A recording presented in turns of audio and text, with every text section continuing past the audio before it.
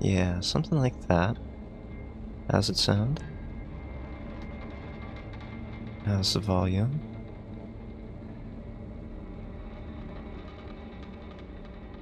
Pretty good. Pretty good, pretty good. We got one bit of delay. Quite a bit of delay. That's fine.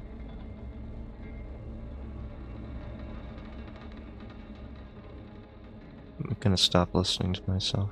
Like it's in my head.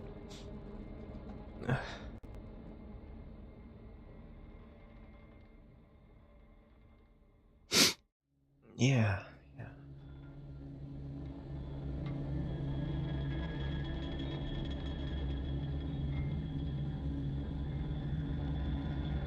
Unlike most people, I don't really hate the sound of my own voice. It's bad when I'm sick like this, but I don't mind it. It's just I can't listen to myself talk while thinking about talking. Fatal flaw for anyone who's doing monitoring on their own streams or content. So I usually have to audio balance ahead of time.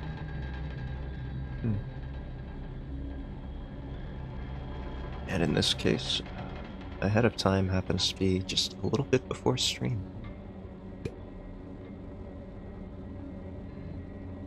Yeah. Apologies, just give me another minute to set up here. Yeah. Let's do this. That's good. Language English, very good. Accept, back, pause, navigate, okay. Okay, that's easy enough. That's easy enough. And with the volume adjusted properly, as long as it doesn't get any louder in the actual game itself, I think that'll do just fine. Ugh.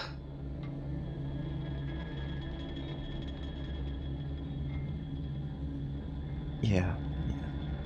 Apologies for not taking care of this ahead of time. I wasn't sure I'd even be able to stream. I'll get into it.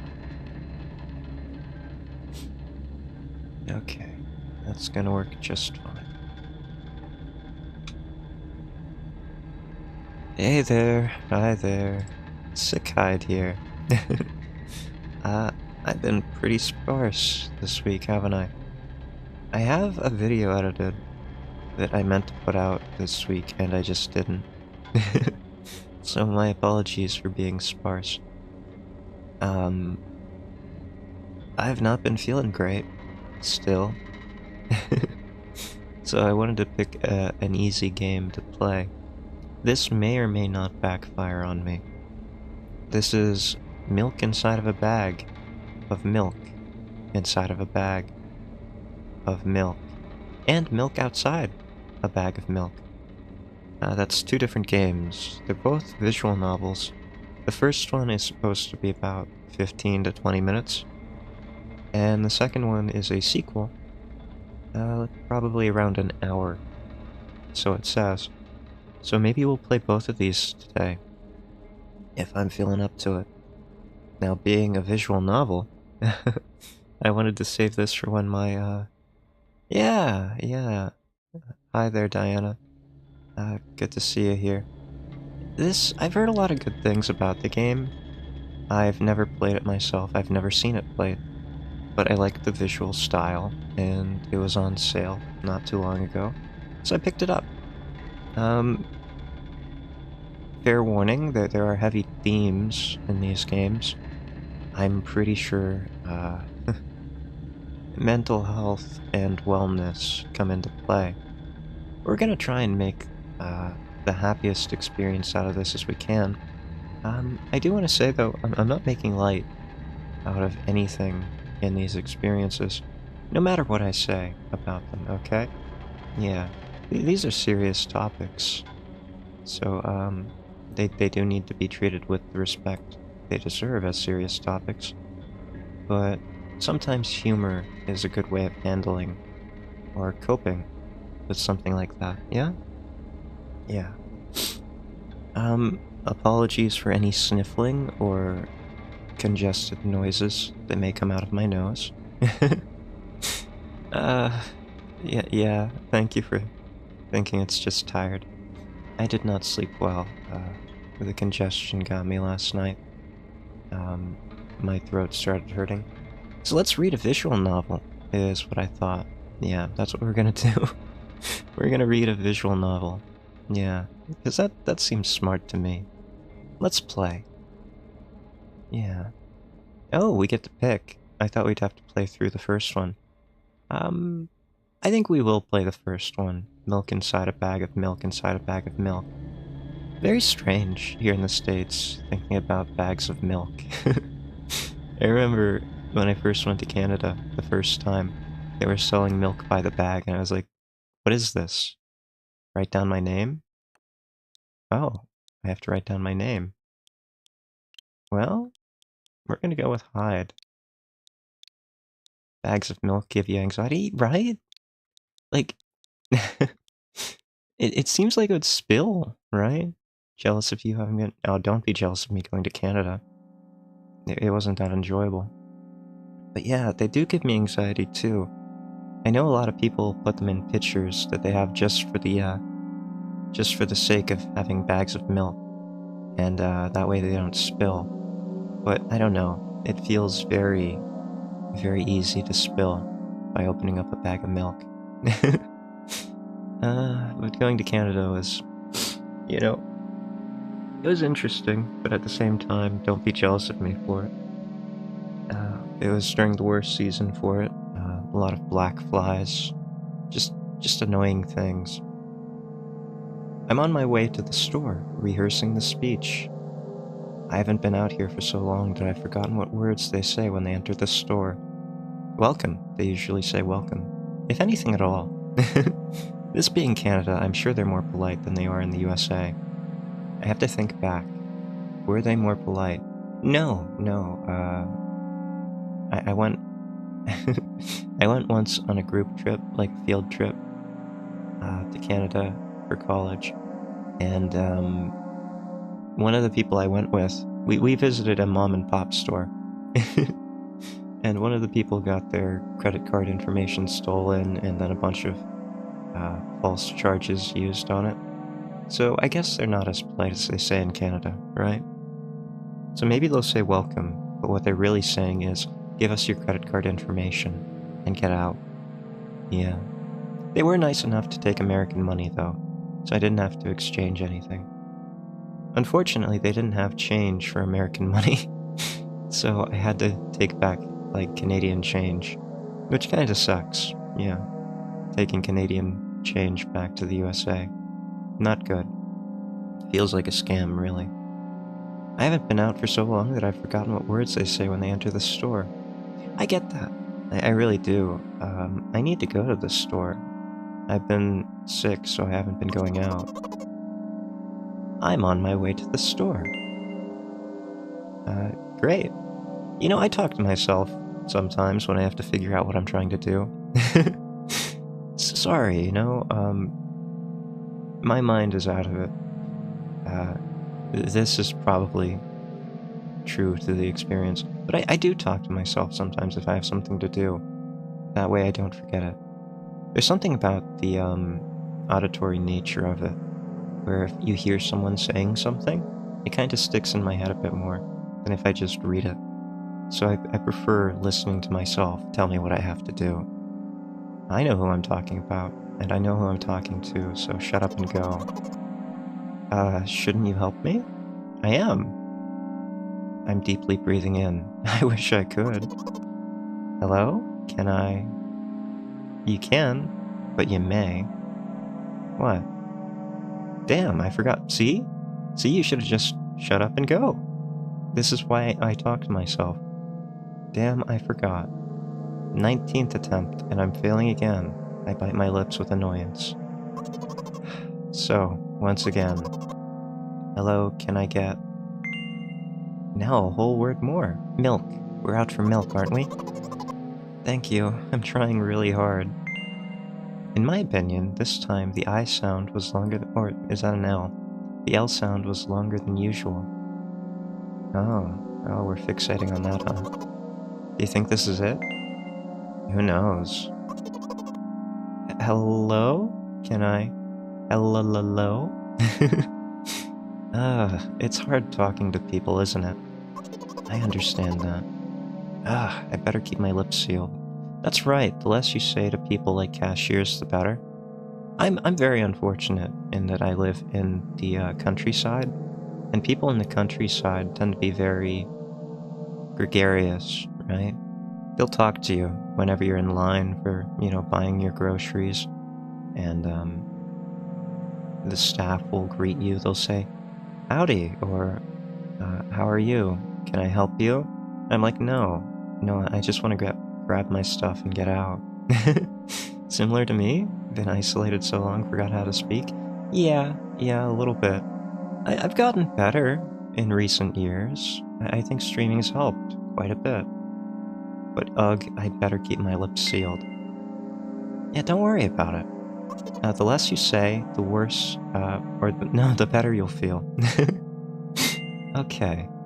By the way, you've been walking with your left foot on asphalt and your right foot on grass for a whole minute. There's nothing wrong with that. So long as they're even surfaces. Or maybe not. Like if they're uneven surfaces, maybe you want to work your left leg more than your right leg. Whichever one's higher or lower. What? Don't make eye contact. It's true. When I go to a store, I feel kind of like I have to make eye contact with people.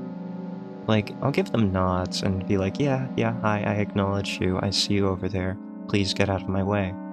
And then they do take that as kind of an acceptance to talk, when they really shouldn't, right? Like, that's a kindness I'm showing them, that I'm acknowledging their existence, their presence, and not just barreling into them, right? They don't need more kindness than that. It's not an invitation to talk. And yet they think it is. Like, what's up with that? Why do you take eye contact as an invitation to talk? That's very strange to me. I mean, if I stare at your face, maybe say something. Otherwise, it's just an acknowledgement that I'm not going to run into you. This is a tangent, but a lot of people don't realize this, but most people tend to look where they're going, right? So if you look straight ahead of you, you're going to walk straight. Most people do that. So when I look at people, I acknowledge them, that I see them and that I'm not going to run into them. But I know people who do the exact opposite, right? They will look at you and then they'll walk another way. It's very strange. Like, you don't know where they're going because you have to watch them. And they can't see to the sides of them, right? Like, if they pass you and they're still looking at you to acknowledge that they're not going to run into you or something, maybe they'll run into someone else. It's very strange. I think more people ought to look where they're going. And actually, not look to the sides and lollygag. I know I'm guilty of it sometimes. Like when I'm walking, especially on unpaved roads or something, I'll be looking down at the gravel on the roads, and I'll be looking at the gravel and thinking to myself, what kind of rock is that? Is there a fossil in this kind of rock? What kind of fossil would I find in this kind of rock if it were quarried locally, or if it were from further away, perhaps? So yeah, sometimes I do look down, but then I'm still like facing forward. So if I intend to move forward and I'm facing down, I can still kind of see through the peripheral vision, which is better than your, what was it called? Acute vision? Your central vision? I don't know. Getting distracted by possible fossils? Yeah, it really shouldn't be. You want to know the worst part about doing that? Like, you're not going to see fossils from all the way up where your head is. You gotta crouch down if you really want to find the fossils. You've got to crawl on your hands and knees to actually look through the rocks and find the fossils. That's where a lot of people get the first mistake in fossil hunting. They'll be looking around with their head up in the sky, when really they have to crouch down with bent knees. Really big fossil? The odds of that are pretty low around here. But, yeah, if you're in the Midwest and you're hunting dinosaur bones, maybe it would help. Because the land out there is really flat, right? So having a higher vantage point means you can actually see a lot more. Still possible? Still very possible, yeah. I don't think there are any large fossils around me in particular. Maybe a couple feet at the largest. But odds are you wouldn't see them because of the topography. What? My right leg froze in the air. Yeah, manual walking. How much? 50 steps on asphalt and 51 on grass. Oh, that's not good. We gotta make that even. You'll have to cancel the previous step. No, don't cancel the previous step, just take another one. Actually, take another 2 for both legs. That way we'll have even number 52. I don't like odd numbers. How do you imagine it? This is not the first time. You were taught how to do it, come on. Actually, I don't think humans are taught how to walk. Most humans learn through mimicry. I don't think that's being helpful. We're not gonna call this girl stupid even if we are her inner monologue. I feel like most inner monologues are pretty mean, right? Most inner monologues are going to do things that are bad for us. I don't want to be that kind of inner monologue. I want to be the good kind, the positive kind. You can do this. You were taught how to do it. Although, this top response seems just as bad. Like, I seem exasperated as her inner voice. I don't remember. Well, it's okay.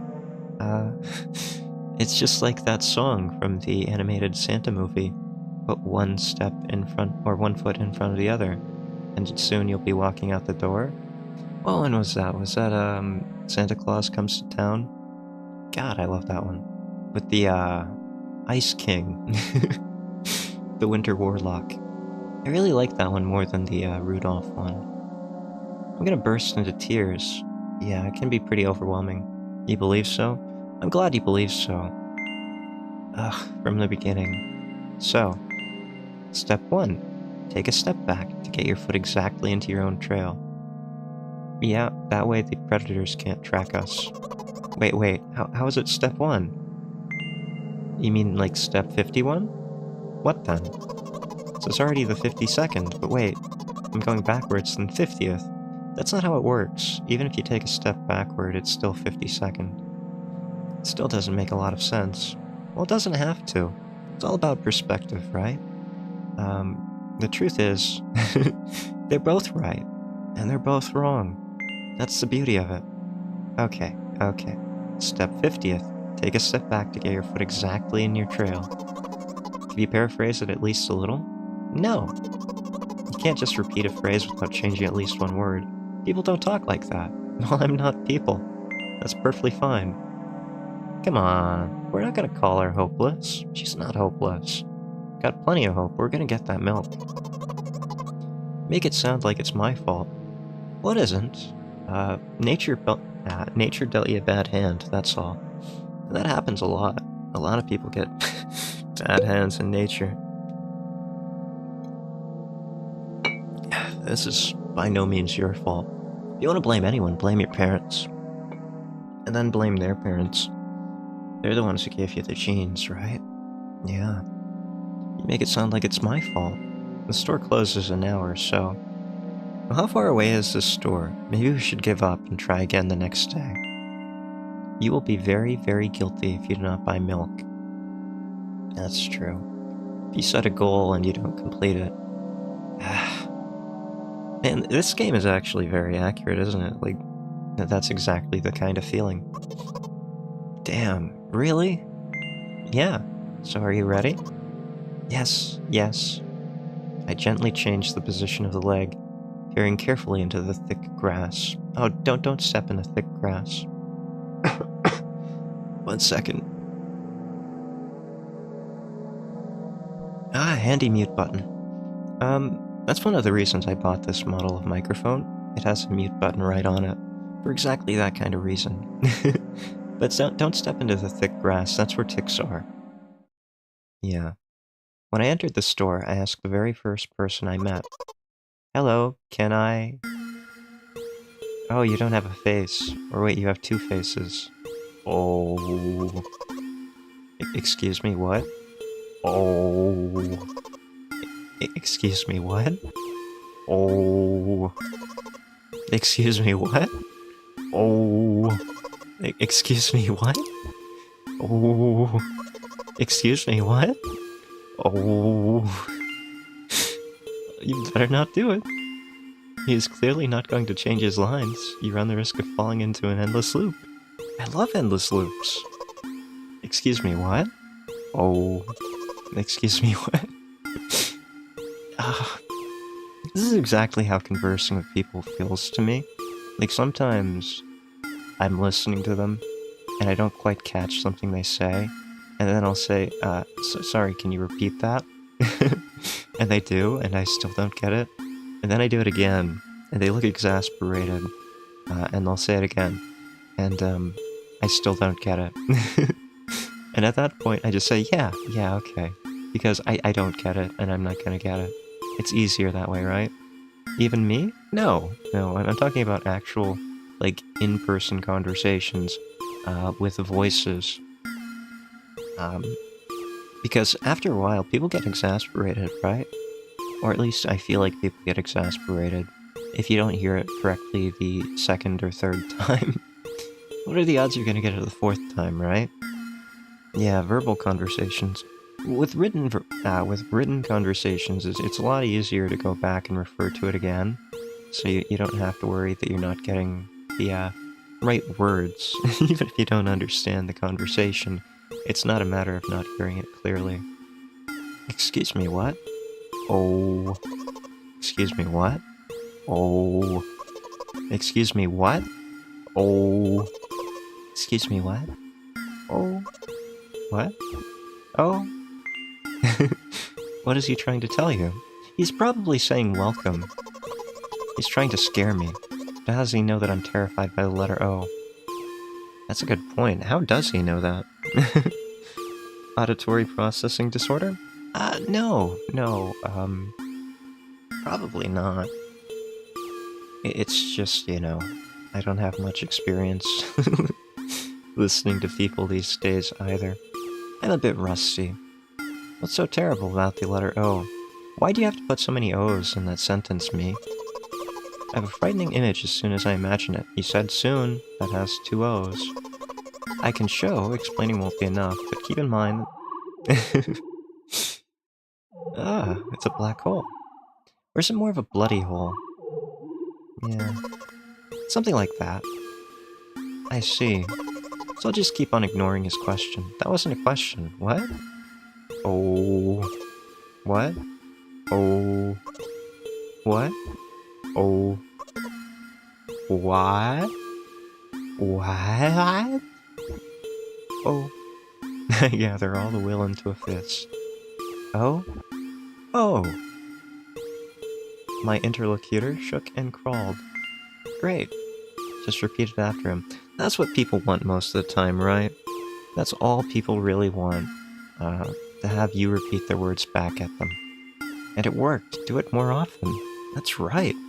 See, I told you I'm a good inner voice. I'm helping this girl out. Wait, I said that he crawled, but did he really crawl? Absolutely. Because I didn't even look in his direction. Oh, don't worry about it. He just crawled into your blind spot like a shadow, and he's waiting there to pounce behind you. Don't worry about it. Just be aware of the danger. When exactly did you say that? Yeah, just now. I didn't hear it. I really didn't. You're just trying to distract me. No, you're trying to distract yourself. But I know that my words are shown on the screen. What screen? I don't know what you're talking about. Man, I love this meat market. Look at all the bloody meat on display. Ah, I bet it smells delicious in here. I'm standing by the shelves. On the shelves there are bags of milk. Definitely Canada. This is exactly what it looked like when I was in Canada, you know? They had this huge wall of bagged milk, and it was very strange to see it. Just these, I don't know, they were very jiggly, right? Like it was very thin plastic for what you would store a liquid in. I don't know. The two of us are standing, and milk lies? Or maybe, milk always lies. It never tells the truth. Pork tenderloin on sale? That's good stuff. Oh yeah. If you get a whole one, it makes some fantastic pork, what would you call them? They're not like cutlets, they're more like, coins, medallions. I think medallion's the right word. Yeah, they make fantastic medallions. Or you could cut them up and stuff them. They're very good for rotary stuffing, yeah. Two of us are standing in milk lies. It never tells the truth. Hey, slow down. Do you even remember why you came here? No, to buy milk. That's right. So buy it. Right here? Yeah. How, in your opinion, should I reply? I suppose something like, not here. Where do you want to buy it then? Tried stuffing before? Yeah. You have to have a really sharp knife, and if you do not have a really sharp knife, you're gonna have a lot of problems. I've done that before. It helps to sharpen your knife beforehand, and rotary cutting is an advanced technique to begin with, right? It's not as easy as it looks in, media.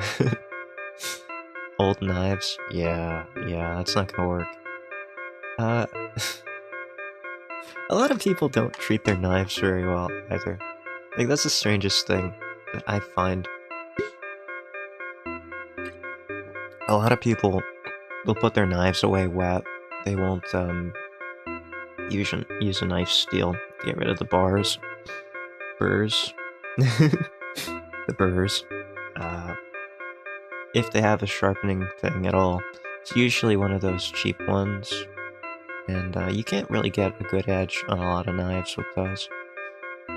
A lot of knives are 440 stainless, and 440 stainless is pretty hellish to grind down anyway.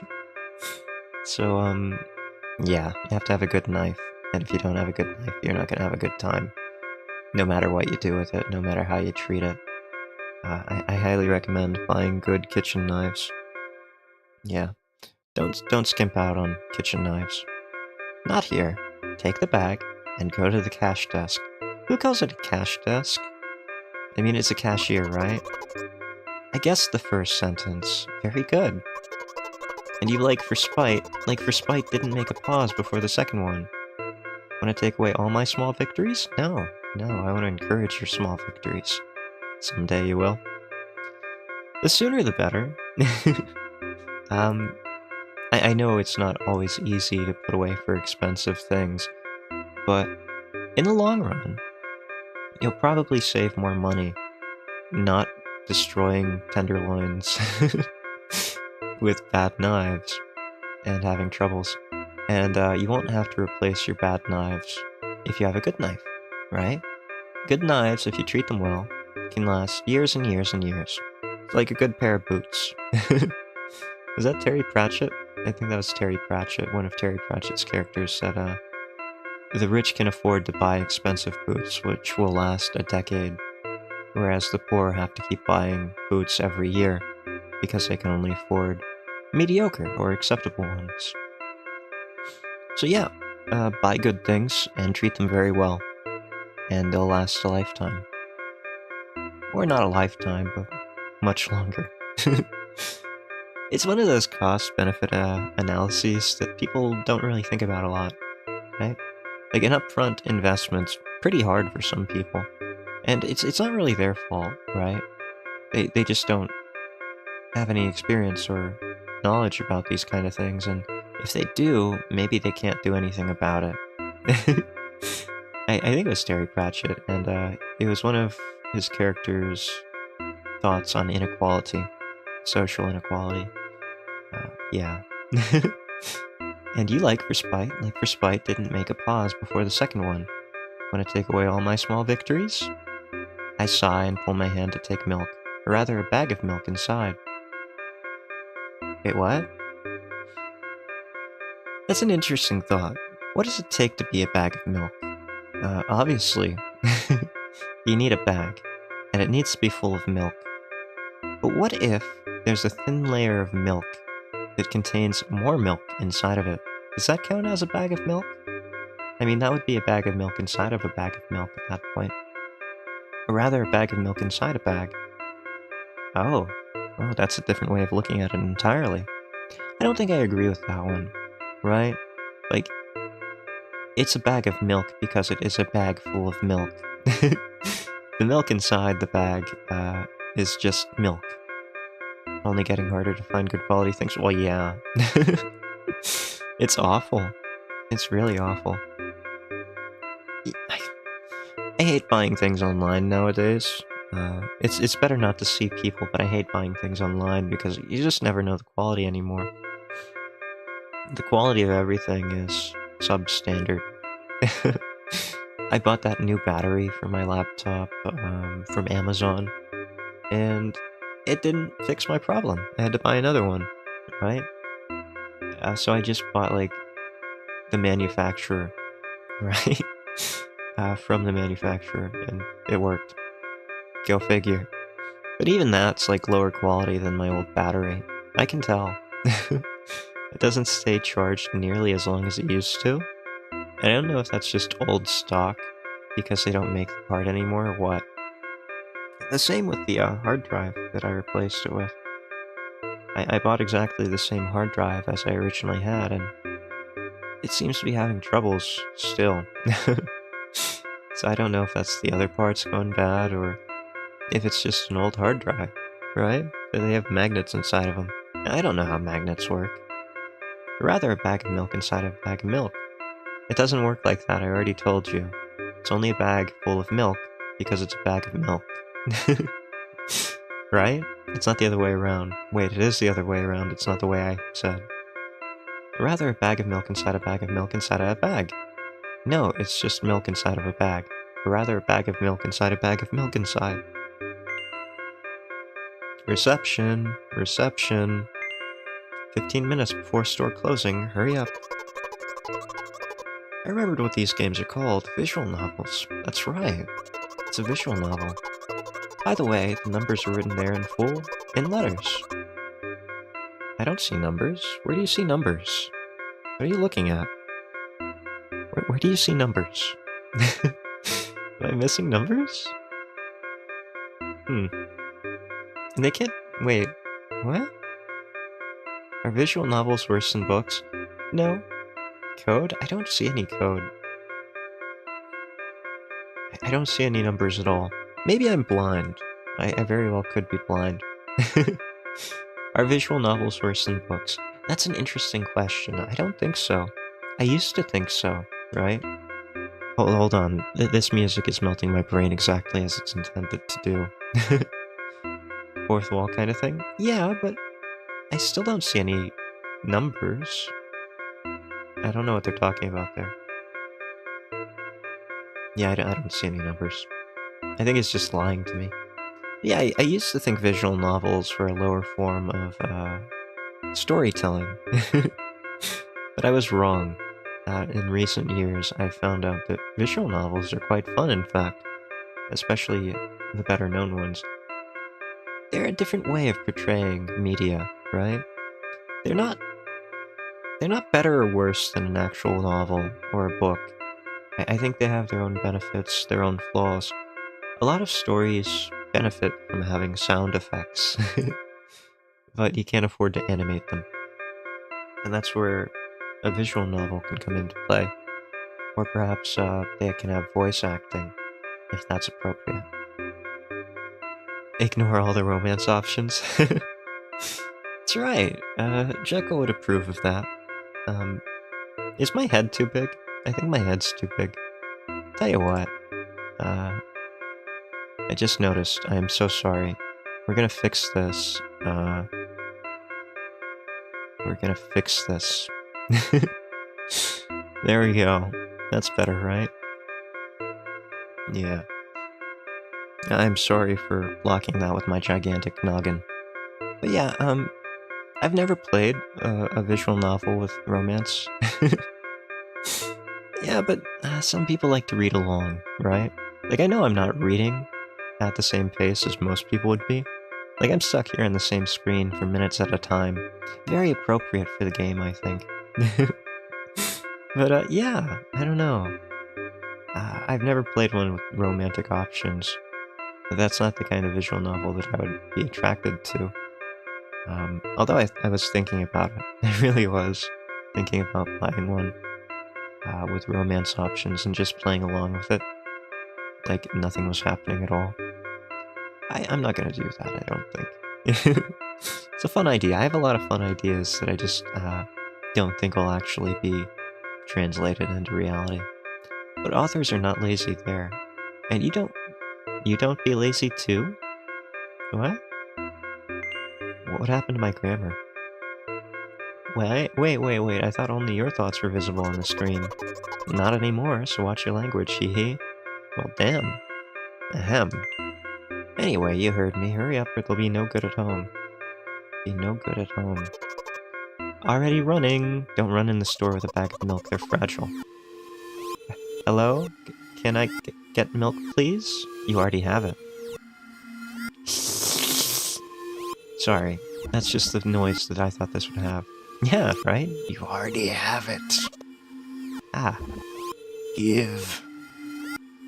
I put out a weighty bag at the pay desk. Of course, not just a bag, but milk too. Hello? Can I get it back, please? Later. Yeah, there is a face there. He looks like a snake to me. Like he has a very snake-like face. It's the neck, probably.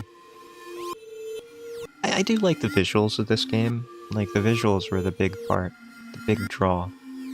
You can get it back, but later. No. Please? No. But please, Mom will throw me out of the window if I get back without milk. No.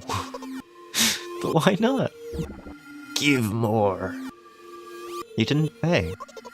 But I don't have anything else. Pay? What? They hate you. You're pathetic. Pay for the milk. Out of the window?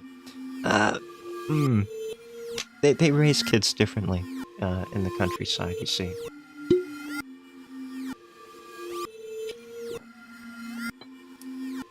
That's something only a parent would understand, you know? The feeling of throwing their own kid outside of a window. Not everyone does it. But I'm sure most parents feel the urge to do it from time to time. I probably would. You gotta pay for the milk. Really? What would I do without you? I guess not pay for milk. I pull a crumpled cash out of my pocket and give it to the cashier. He starts to carefully examine it. About 2 days have passed before he nodded satisfactorily and put a cash in the machine. Thank you. Goodbye. This looks like a gas station I used to frequent often, only it has more lights here. You ever been to like a really rural gas station in the middle of the night, and they have like only one row of lights that actually work?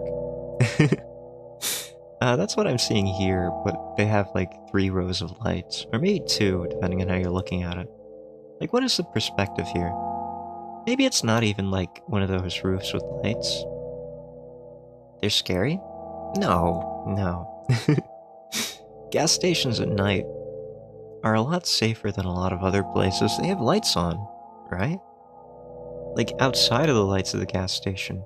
Okay, let me rephrase this, because maybe I have a point here. When I'm talking about gas stations at night, I'm talking about, like, in the middle of nowhere. I'm not talking about city gas stations. City gas stations at night would scare me. But, rural gas stations at night, I feel like they're very safe places, right? I feel like they're safer than, places without the lights on. Because in the country, there aren't street lamps in a lot of places. There aren't street lights. Even on the highways, you don't get light.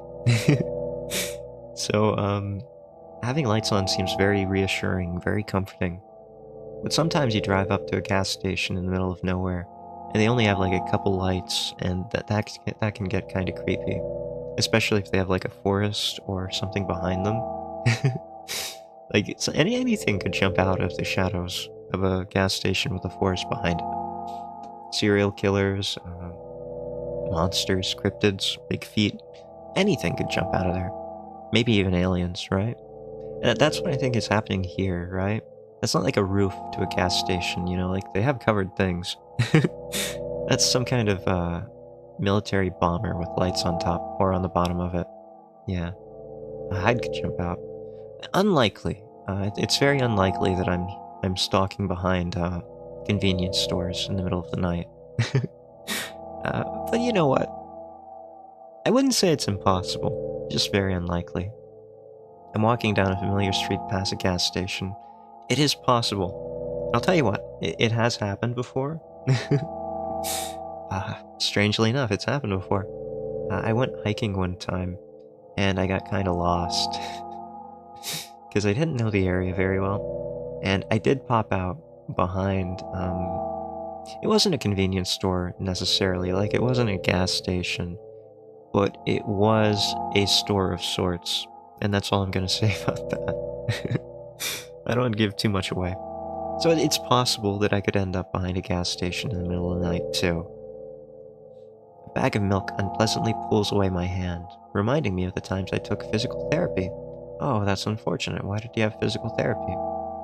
By the way, they gave me a bag at the pay machine, so now I'm carrying a bag of milk inside another bag. Bagception. Don't get me wrong. I just like the pyramidal structure of verbal constructions. Same. I completely get that. Gas station is getting closer. Oh, we didn't buy the milk here. We're going here. How are you feeling? Are you terrified? Why, should I be? Yes. Thanks for your interest. I feel like a mile of ice cream. A mile of ice cream. The only thing I can think about, a mile of ice cream, bag of milk inside a bag of air. Huh.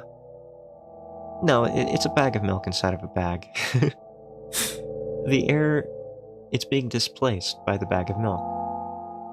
It's not a complete bag of air. I'm sorry. I don't accept it.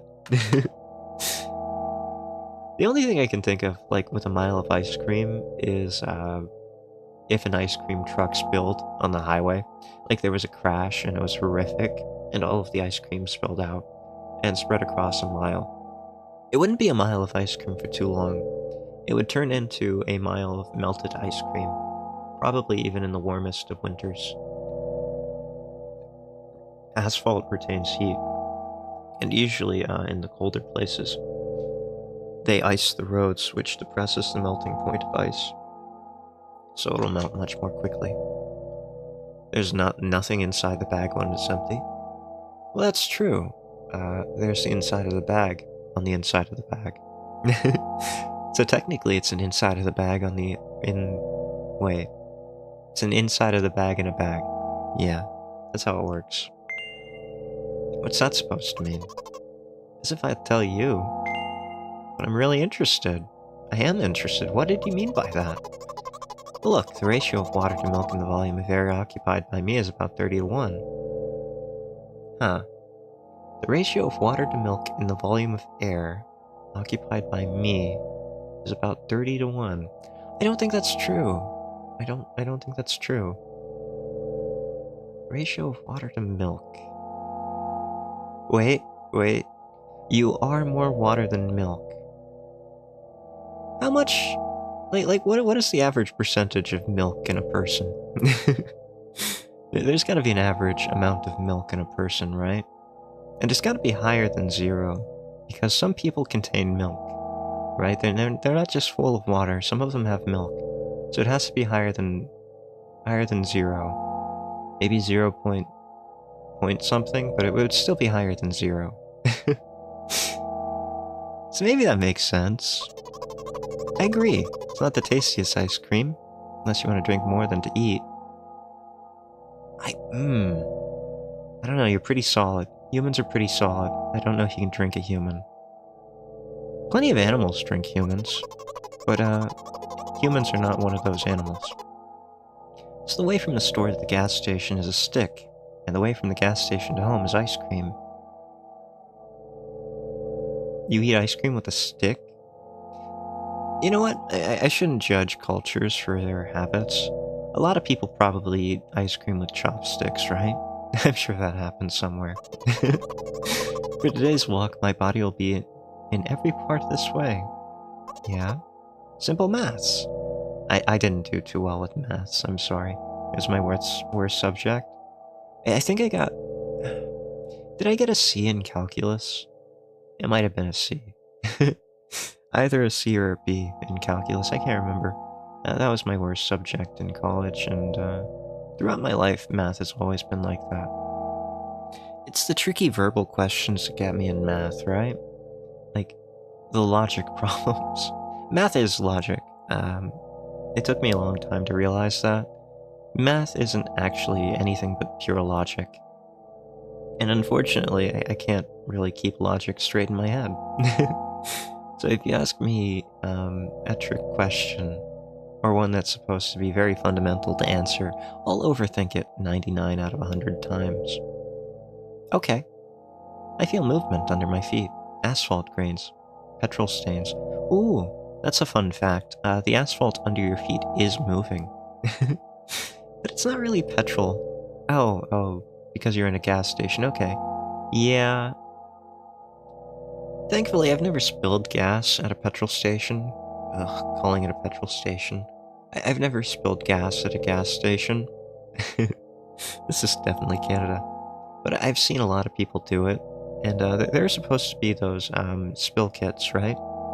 Those absorbent pads that you're supposed to place down when you spill gas so that people who smoke when they pull up to the pumps don't light everything on fire and cause a big explosion because of the vapors.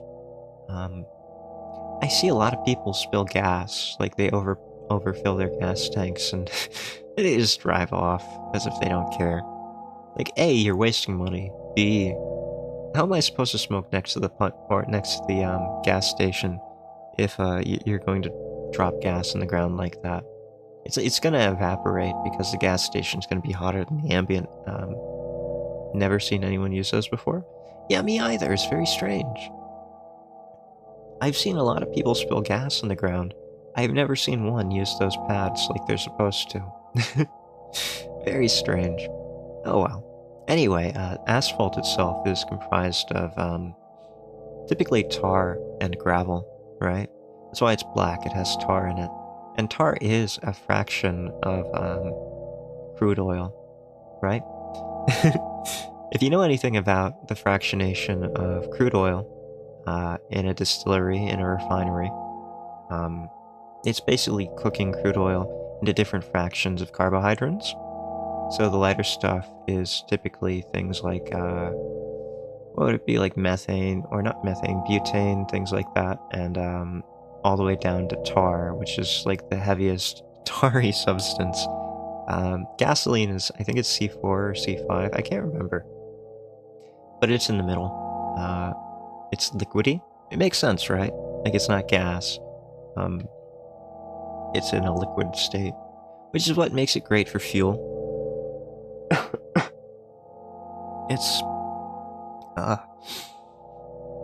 It's energy rich for volume, right? Technically, lighter fractions like natural gas would be better if you could compress them, but only... I know there are some companies out there that have liquid gas, like powered cars or engines, and they apparently do very well. But typically you see that more on like ships, right? You don't typically see that on cars. I think it probably has to do with the easily ruptured nature of these tanks, especially when you're driving on a road, which makes you prone to car collisions. Right? They're not traffic accidents, they're collisions. Anyway, that asphalt, that does move around, it does shift. That's why there are potholes, right? That's why there are grooves in the road if big trucks drive over them a lot. It's not a solid. It's a semi-solid state. Well, it's more like a solution. with a semi-solid structure. The gravel gives it some structure, and the tar allows it to spread around a bit. I'm trying to keep my balance, and how do people move on something as uneven as the urban plane? I don't know. I don't do it. Neat. Heel, sock. I count every meter of the way I've gone. I even close my eyes for more concentration. You're not supposed to do that. Hey, watch out. Ah? I unconsciously take a sharp step aside. At the same moment, a huge bear sweeps past me with a wild ripple. Was there actually a bear? Come on now. You know there are more mundane explanations, right? Like the odds of there being a bear in the city. 0. Next to 0. It was probably a Bigfoot. Hey, I'm walking here. I'm throwing a stumbling peek at the rapidly moving animal. Red eyes, in turn, look at me with mockery. Did you see that? How brazen. It was a truck. Are you sure it was a truck? I still think it was a Bigfoot. Oh, really? Although, if you think about it, are there bears with eyes on the back of their head? I can't think of any. Mythology is pretty weird, right? Like there's Sleipnir, the 8-legged horse. But are there 4-eyed bears? I can't think of any. No. You might have died. Come on. You saying someone will seriously want to kill an innocent girl carrying a bag of milk? Probably? The world is cruel and dangerous. Not in the world you're talking about. It's true. You're in a digital world. You're probably safer than I am. I take it back. My path continues, as does mine. You think about it, the way from the store has one interesting property. In the most bizarre ways, it adjusts to me. Go on. When I hurry, all the traffic lights are servicefully extinguished. When I want to cry, a cloud appears and pours rain flows that hide my tears. Oh. Oh, I see what's going on here.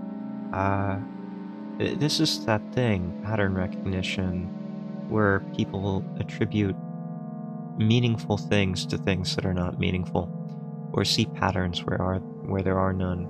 Iridolia, maybe? But there's a specific word for that when it comes to seeing patterns in behaviors. Some kind of delusion. It's very interesting. Yep. But that's not what I'm talking about. It's a specific type of delusion. Is it delusions of grandeur? Oh, I can't remember. It's been too long. Right now, I feel how the cloud is slowly gathering over my top. I'm sure it's gathering over a lot of things if there's a cloud. I'm sad. We're all sad down here. Are you sure all this is really happening? It probably is. And how else? Have you ever been visited by the idea that all this is only in your head? It's obviously not. Like, we're talking with her right now, and we're not in her head. We're outside of her head. We're in a completely different world, after all. I think she might be right. You know what? What? Since I'm a character in a visual novel, I want to talk to whoever's reading it right now. Hi, my name's Hyde. How can I help you? This can affect on your recovery in a wrong way. As you say. I squeeze my head with the hands and set a thought block. What's a thought block? With the edge of my eye, I notice a small bench, a great place for cliched visual novel monologues. Great, I love cliched monologues. I'm getting closer, putting a noticeably heavy bag of milk nearby and raising my head to the sky. You know that milk's gonna spoil if you don't get it chilled soon. Should probably get back. No? Listen, I'm a little embarrassed. I understand I'm going crazy. Drugs are working less and less effectively, so... Yeah, I hear you. Drugs never really work. At best, they can help treat symptoms, but... We're born with what we're born with.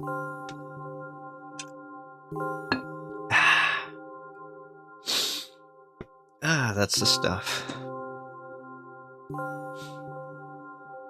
So, ultimately, things will happen painlessly, I hope.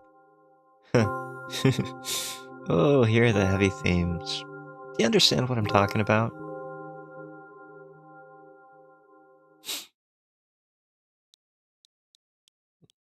Uh, Yeah. Yeah, I do.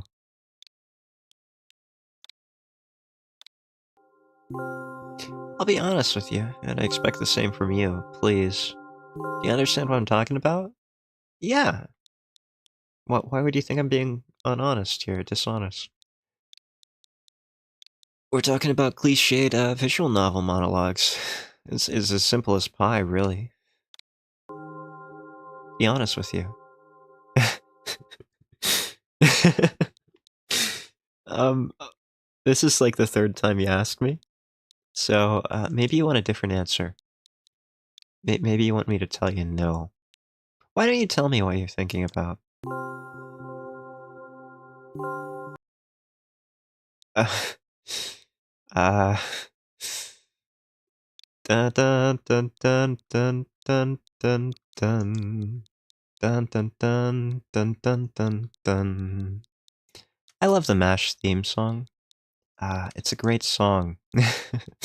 Pay no attention to what I'm typing, but MASH had a great theme song. Okay. uh, are we talking about maybe not doing it yourself? No punctuation? We'll give that a try. Please write with a capital letter. You ruin the narrative. You're being very demanding, you know? You're being very, very demanding.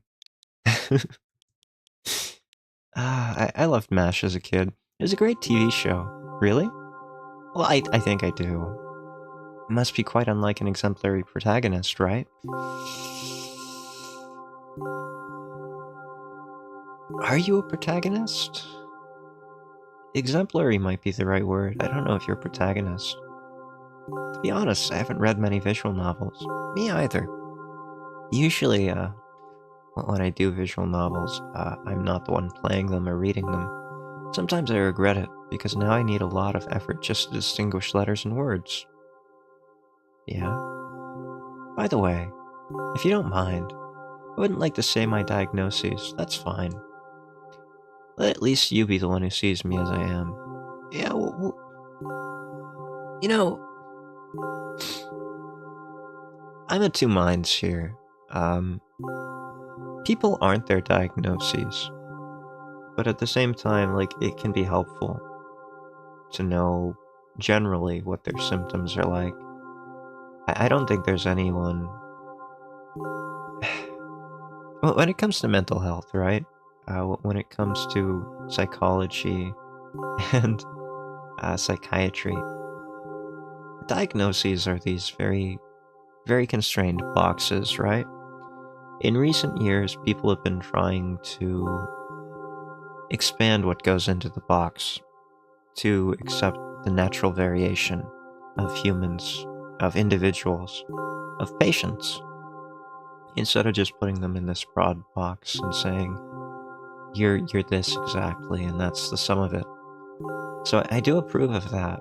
I approve of recognizing individuals and patients as unique, right? So any one thing really doesn't seem enough. Even if you call comorbid diseases or comorbid disorders into question, or rather, if you combine them and you get this more holistic view of the patient or the person, I still don't think that's enough. I think everybody is an individual, and that makes them more than the sum of their diagnoses. So, yeah. But at the same time, I understand the utility of putting people in these boxes, and I understand how frustrating it might be to put them in these boxes. Even I made you up. Don't take it away from me, okay? Well, you didn't make me up. I'm real. Probably. Don't ask me too much. Yeah? How stupid is all this? From the very beginning, you followed me, read my delusional thoughts, heard my stupid conversations.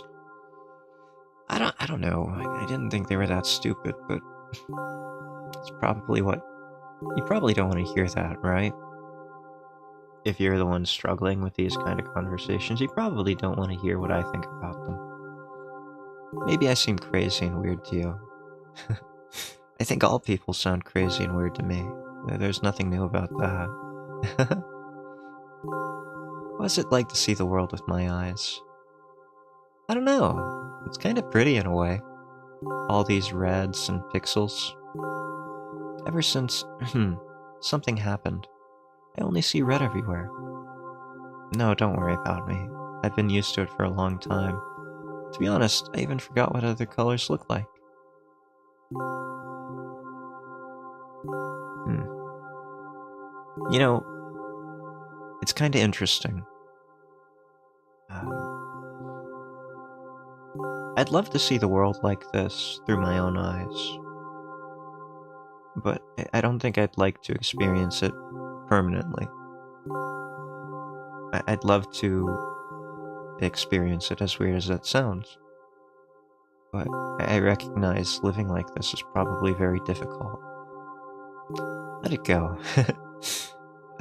If you say so. Those monsters from the store, they didn't scare me at all, because I know they won't hurt me. Sometimes I think they're the ones who are scared. Hmm. Can you imagine it? Yeah, yeah. People respond to the unknown, to strange behaviors, in different ways, but some of them might be afraid. Some of them might be confused. By the way, if you want to ask me what happened, please don't. I'm not gonna pry. Yeah. I'm not gonna break the narrative this time either.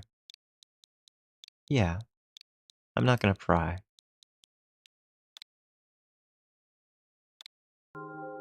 Really? Yeah. Um, yeah, I'll keep it in mind. I'm not gonna ask. I don't need to know. Really? Yes? Do you want me to break the narrative? Okay, I get what's going on here. You want me to say I promise. You know, I don't make many promises because of how hard they are to keep. I only make promises that I know I can keep. So if I ever say the words I promise, that's a big deal. Yeah. Beat me to it considering the lag. Yeah, I have it on low. I should probably put it on ultra low. I'm serious. So am I. Of course you couldn't not to ask. I'm not gonna ask. In the end, I'm just talking to myself. Sooner or later, I would have raised this topic. So you're really wondering what happened to me? Well, I'm wondering, but you don't have to tell me. I won't take time. You were in physical therapy, so something traumatic happened. Something physically traumatic probably happened too. What do you see? Ah, car. Accident? They're not really accidents, they're collisions. We're gonna call it an accident. It looks like road pizza, which is probably not the appropriate thing to say in this situation. Oh, no, we can't go. Uh, okay. Okay, what would be the right word for this then? Blood? I see blood. Road pizza. Yeah, that's a common thing here. You see roadkill all the time. Are you sure? Yeah, I see blood on a road. Like there's a stripe in the upper left, a pile of blood, and probably your body. One way or another. This is my dad. Huh. Uh, did your dad get into... You know what? I'm not asking. I'm not asking. Some of his parts, at least. Yeah. We do have a very difficult family. But despite all the problems, I would never have thought. I thought I saw people. You thought you saw people? Yeah, I see a person, but I'm not quite sure what I'm seeing beside that. Yeah, like...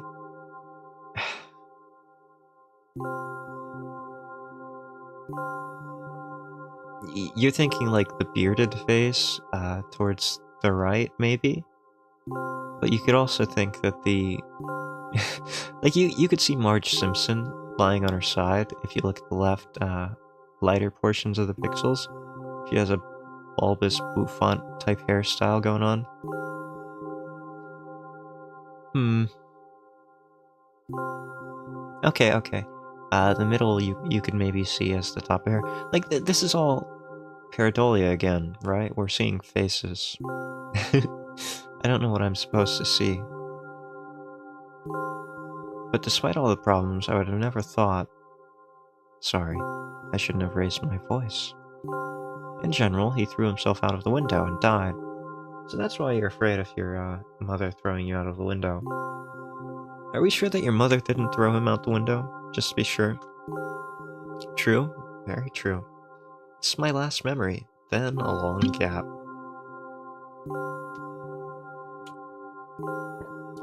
So we have some trauma here. I wasn't gonna ask, but, if you're sharing... Strange. Very strange. Today is the first time I've been able to buy something from a store without a serious incident. Of course, the medicine helped me, however. I think it's more of your merit. Hey, look at that. Look at that, I'm not worthless. I was thinking all this time, do not screw up in front of the reader. Or, oh my god, what will he think? Oh.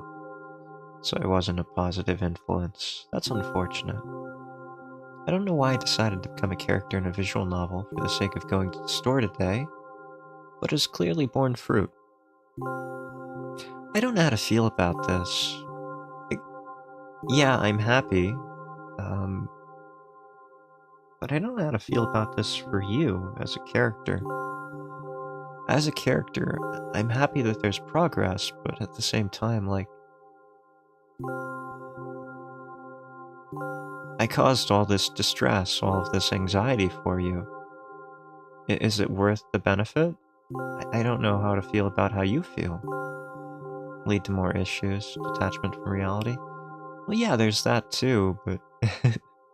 if we're assuming that, I'm actually talking to this character in the game, me personally, I don't know how I'm supposed to feel about that. I feel bad that I caused her anxiety, that she didn't want to mess up in front of the reader. That's not really the benefits that I would like to give this character. I'd be happy if she were happy, but that's not really what happened here. The benefits were tangential.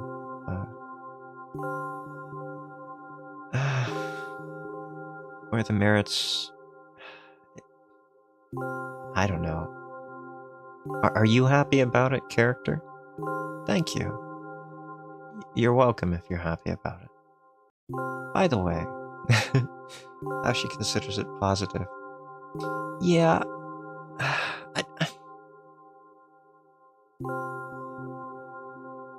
personally, I think if a patient's happy with their treatment or with whatever they're doing, I don't necessarily think it's wrong, so long as it isn't causing them too much harm. Even if it's not quote-unquote normal, even if it's a little damaging, if they're happy about it.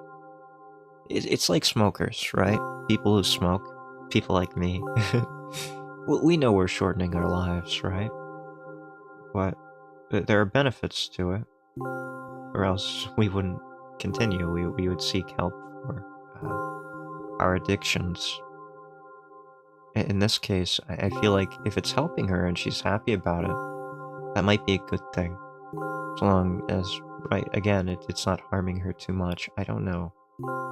It's very confusing, very difficult. the goal of treating a patient is to improve the quality of their life. Or at least that's what I always thought about treating patients.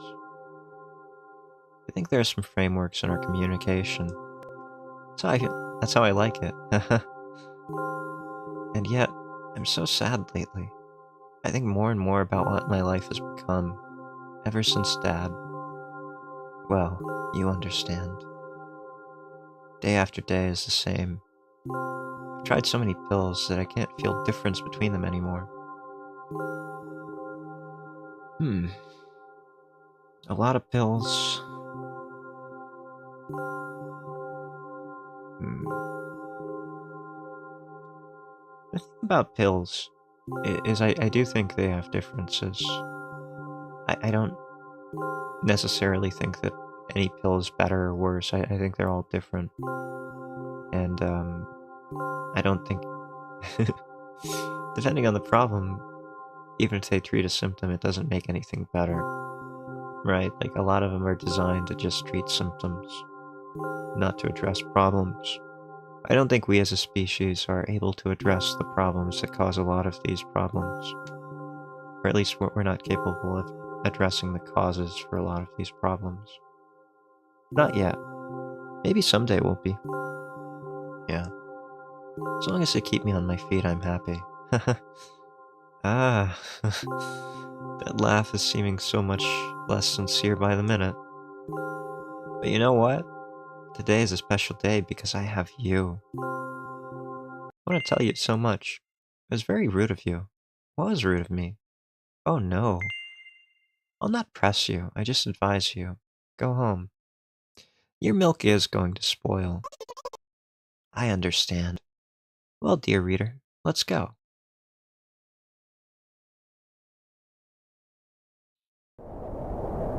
I stop on my floor and hang by the railing. It's kinda high. Do you have a fear of heights? Repeating this action every day like a ritual. Stop being afraid of heights. Good, good. You don't have afraid of. Yes? Oh. Oh is correct. A few minutes ago, the pills finally came to naught. So I'm just enjoying blissful silence. It's not very blissful and it's not very silent. In fact, you're kind of loud in my ear. We're gonna lower that volume just a tiny bit. Yeah, I don't like the howling of the winds here. Speaking of, if the volume ever gets too high or too low, let me know. I'm keeping an eye on it.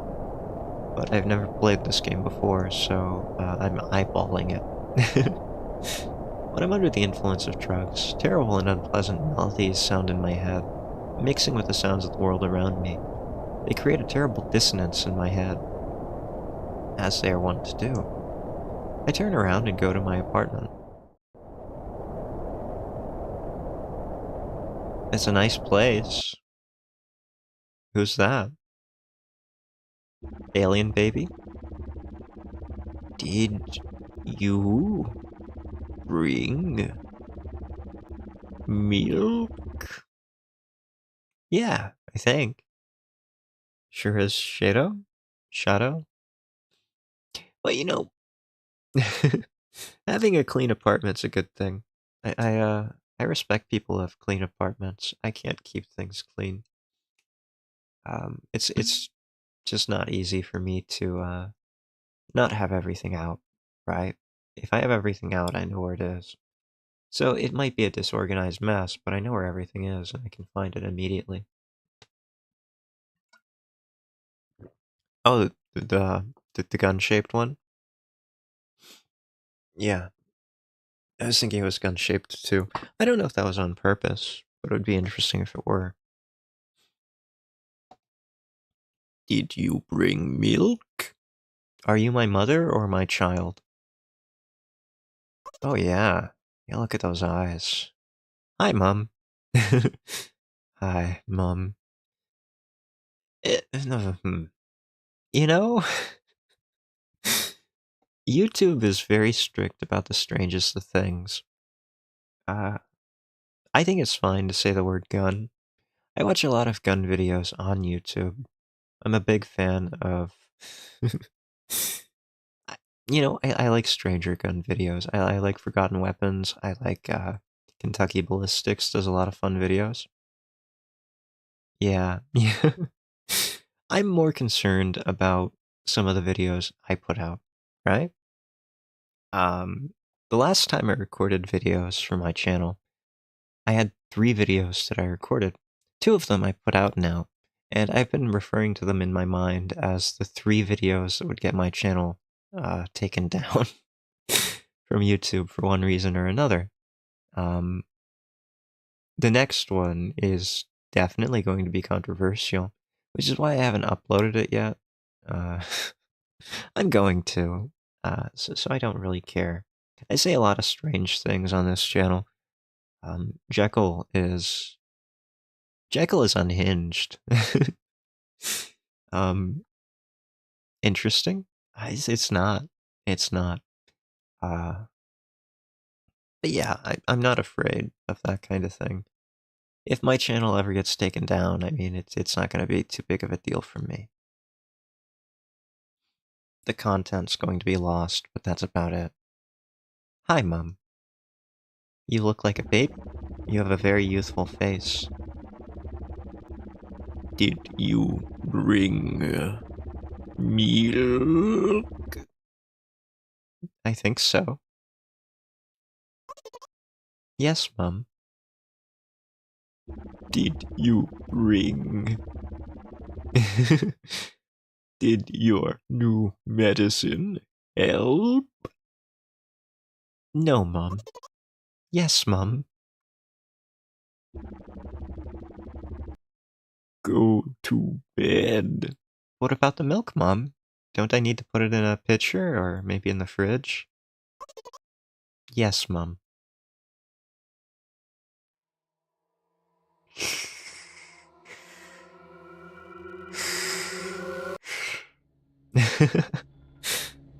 Oh, wow.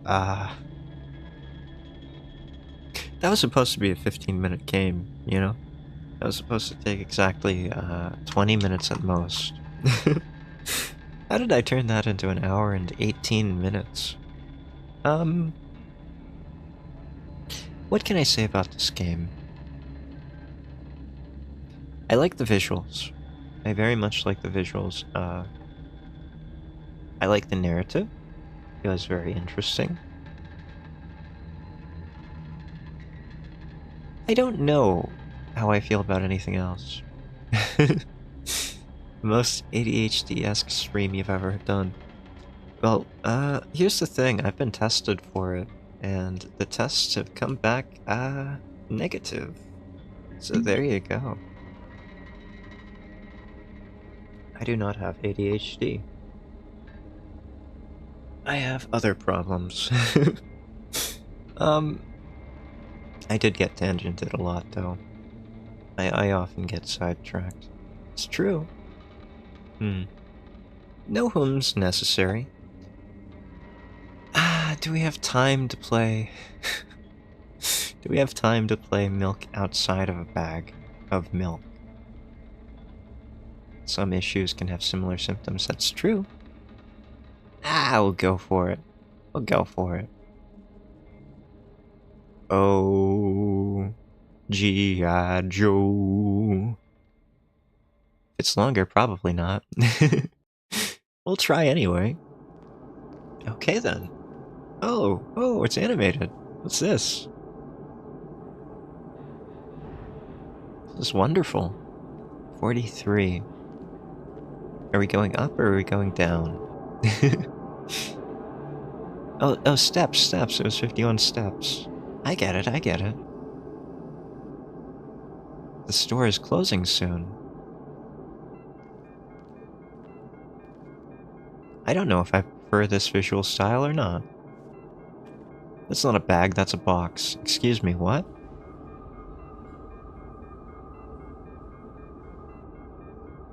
Okay. So we're figuring out what happened to her last game, I think. Yeah, this is like, hello, can I? This is a recap. This is a Dragon Ball Z recap. Last time on Dragon Ball Z, we bought milk. They ruined Gohan. They ruined Videl. Videl was the best character in that arc when they introduced her. Yeah.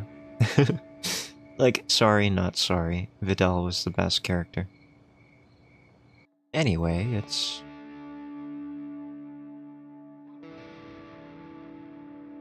too quiet.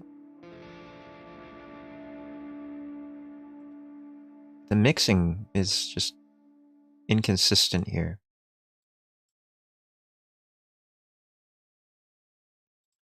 Maybe that'll do. Say something, maybe? See? See what happens when I turn up the volume?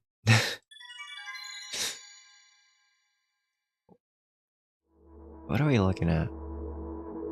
Gygas? Is that you, Gygas? I'm walking to my room, trying not to look around. Playful shadows dance around me here and there. They dash all over the walls, the ceiling. You might have a caffeine addiction. If they look like cats, maybe cut down on the caffeine. One of those shadows whizzes past me, touching my face ever so slightly. I smile and continue walking, paying it no mind. Sometimes it's so easy to lose self-control and track of time, spinning in a joyful dance. But I'm in a bit of a hurry here. Mom told me to go to bed. Are we going to listen to what Mom says? Why don't we be our own individual self here? Actualize on our own feelings. I walk past the kitchen on the way to my room. The door is shut, but I can still feel the chilling air coming from the other side. My first thought is there's a living corpse blowing into the keyhole, laughing mockingly. Why is that your first thought? A corpse can't be alive. Come on now, be reasonable. It's an undead corpse. That's so silly. I'm absolutely sure we have no corpses in our kitchen. Right? People store those in the basement. I know for sure that we've never had any corpses in our kitchen. I'm not so certain about that. Out of all the businesses and or all of the apartments out there, I'm sure most of them have had a corpse in them from time to time.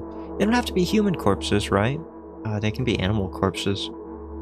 That's the neat thing about corpses. They don't refer to just humans. So you can't be certain, right? I'm absolutely sure that... I'm not absolutely sure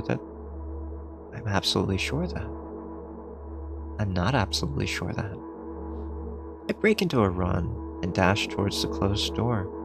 The shadows intensify their chaotic dance. Are they trying to stop me? Or calm me down? Yeah, maybe every shadow demon just wants to give you a big hug.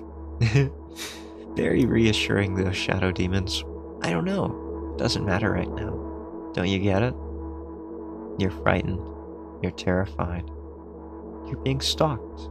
You're prey. Eyes are upon you. Anxiety arises in your chest. I wave my hands around as I run, trying to chase away my annoying pursuers. But then I suddenly realize I won't be able to stop in time. I've got no other choice but to break the door now. I think you have a choice. You definitely have a choice. If there's somebody inside, I'll surely scare them to death. But wait, how can I scare to death someone who's already dead? Well, they're a living corpse, so they're not dead. What if it actually revives them? No. I don't want that. What do I do? You know, girl, character, whatever you are, it's kind of weird that you don't want to revive the living corpse. I think that would be rather miraculous and something we should be looking forward to doing. I couldn't fully complete my thought when my shoulder hit the door and it flew open. Not saying much for the locks on your door, is it?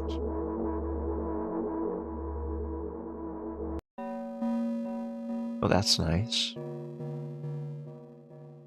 As I expected, there was no living corpse inside, but there was a bag of milk I bought today, sitting right in the middle of the table, watching me with its unblinking eyes. I stare back. Nothing happens. If your milk has unblinking eyes...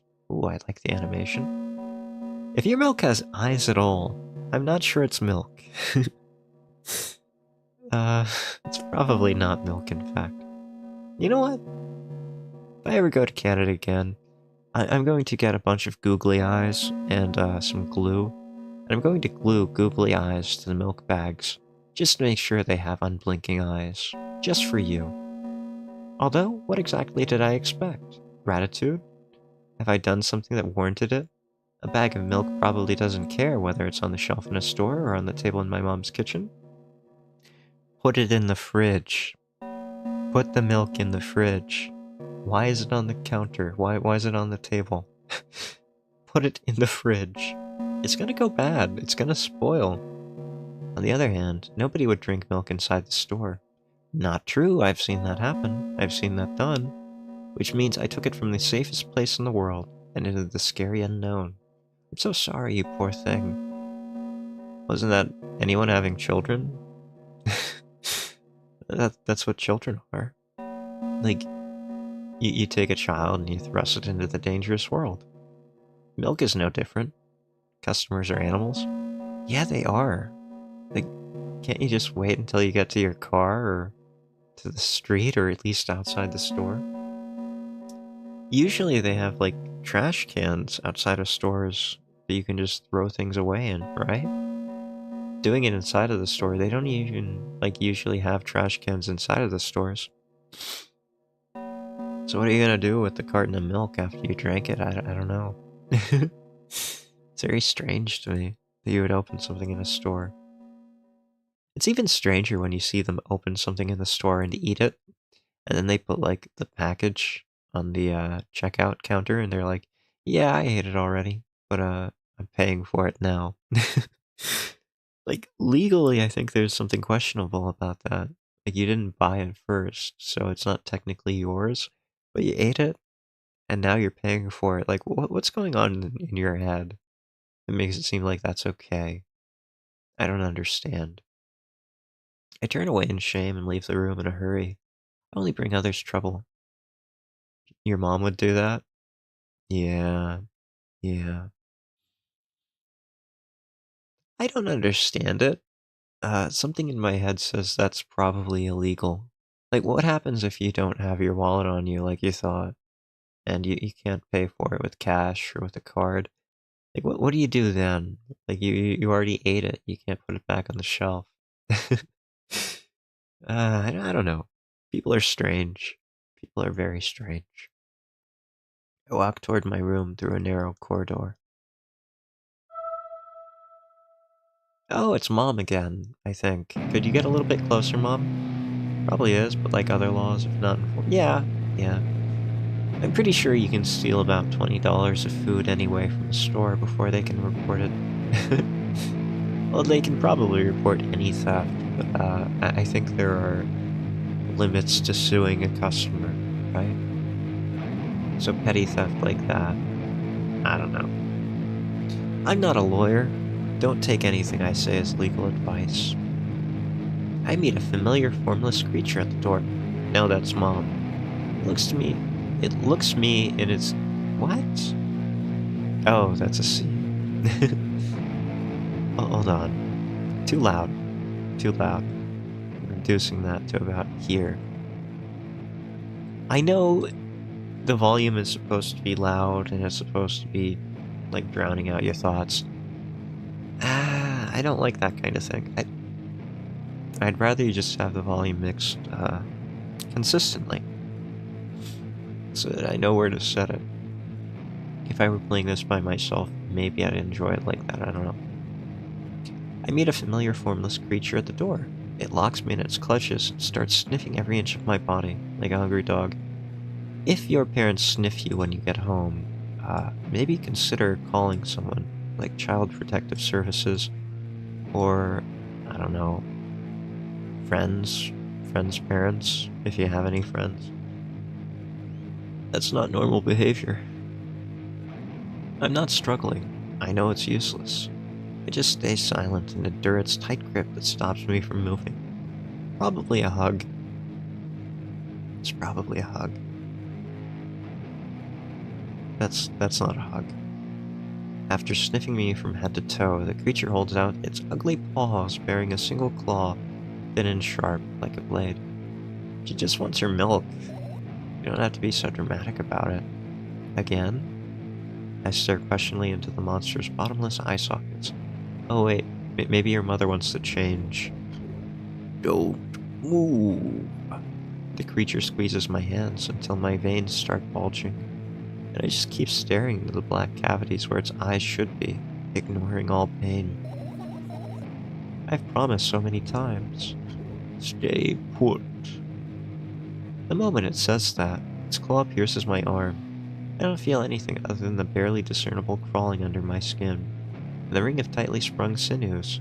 But then the claw injects its venom into me. Ah. Okay, an injectable drug. I see how it's going. I don't actually know if there are any injectable drugs for the treatment of, mental disorders like this. I think most cases they'll give you a time-delayed kind of, capsule. Like a pill. Right? Right, same thought. So it does make me question what exactly we're, doing here with the mother. It hurts. A white veil appears in front of my eyes, my fingers cramp and start twitching, frantically. I lose control over my body and slowly slide to the floor, just like last time. But why do I feel so hot? I feel my blood boiling up. Strong shivers run through my body, paralyzing every single cell, while my veins and arteries heat up, almost bursting from the pressure. You think there are? Yeah, I'm pretty sure most patients wouldn't be given them. Have to be administered by professionals. I think injections are very dangerous, right? Especially intravenous ones. There are some injections, things like EpiPens or whatever else, where you can just inject those into a patient, willy-nilly, as it were. And you don't have to worry about things like embolisms. But in the case of, like, anything you would give as a sedative for mental health, I think that would have to be in the veins. You wouldn't inject that into a muscle. At least I don't think there's anything like that. I don't know. Admittedly, this is outside of my knowledge, but I'm pretty sure mostly you get capsules if you're at home. Tablets, maybe. Into the vein, yeah.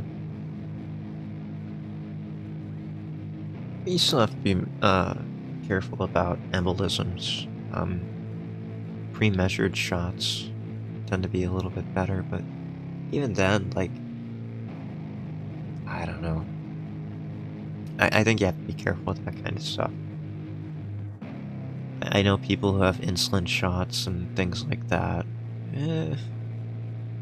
I don't know. Maybe that's what's happening here. Maybe it's an unrelated thing and she needs insulin. Although I think insulin goes into the muscle tissue too. Very strange. Generally, you can inject things yourself when they go into the muscles, because it's a lot safer to inject into your muscles, even if you inject air. Which you shouldn't do. You should aspirate your needles if you're injecting them. Don't take my words as medical advice. I'm not a doctor, okay? I'm not a doctor. But if you're doing it, I'm pretty sure aspiration's necessary for anything that goes into your veins, or else you could risk an embolism. Something like an air bubble going to your heart, and your heart being unable to pump blood. Causing all kinds of problems because of that air pressure. Yeah, so please do not inject things to your veins unless prescribed by a doctor. Yeah, it's not good. Anyway, where were we? I try screaming, but instead of producing words, I vomit thick milky foam. Ooh, that's not good. The creature notices it and throws itself at me in anger, grabbing me by the throat, one his claw inside my arm. Kill me. Kill me. Hysterical screams resound through the corridor. In a fit of madness, the creature starts scratching my neck. Bright splashes fly everywhere, hitting the walls with a loud sound. I try to imprint where every drop fell in my memory, so I could gather them all later. Well, that's not gonna happen. Blood is impossible to clean out of, like, floors. Have you ever tried to clean blood out of a floor? It doesn't happen. If it's tile, tiles are porous, no matter how glazed they are. You're gonna get blood in there, and it's gonna seep out of every pore at its earliest convenience. And if it's wood, it's even worse. You have to take up the wood.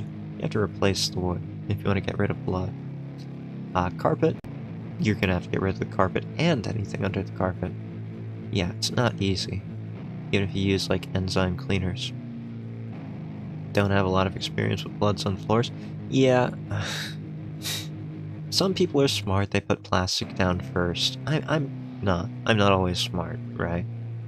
I think that's pretty clear. Sometimes I make mistakes. A lot of times I make mistakes. But we all learn from those kind of mistakes, right? I'm just trying to help people not make the same mistakes. I need to remember. I need a new wave of pain washes over me. Everything turns pitch black in an instant. That's black. Say it.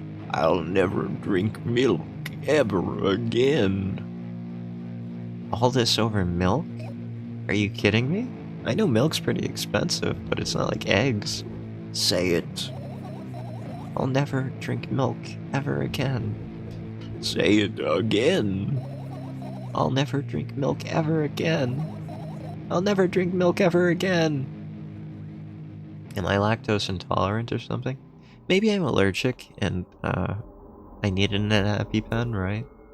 I'm pretty sure people are allergic to milk. There are all kinds of proteins in milk, things like casein, or maybe they're allergic to lactose. Not just lactose intolerant, but allergic to lactose. I'm sure something like that can be real. I finally get to my room. I'm so tired of all this fuss. Really? We're just going to inject it into your veins, into your room, you're brushing your teeth like nothing happened.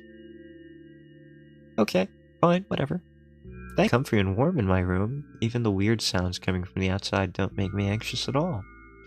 Were you injected with a sedative? Mom told me to go to bed, so I need to perform all the needed preparations.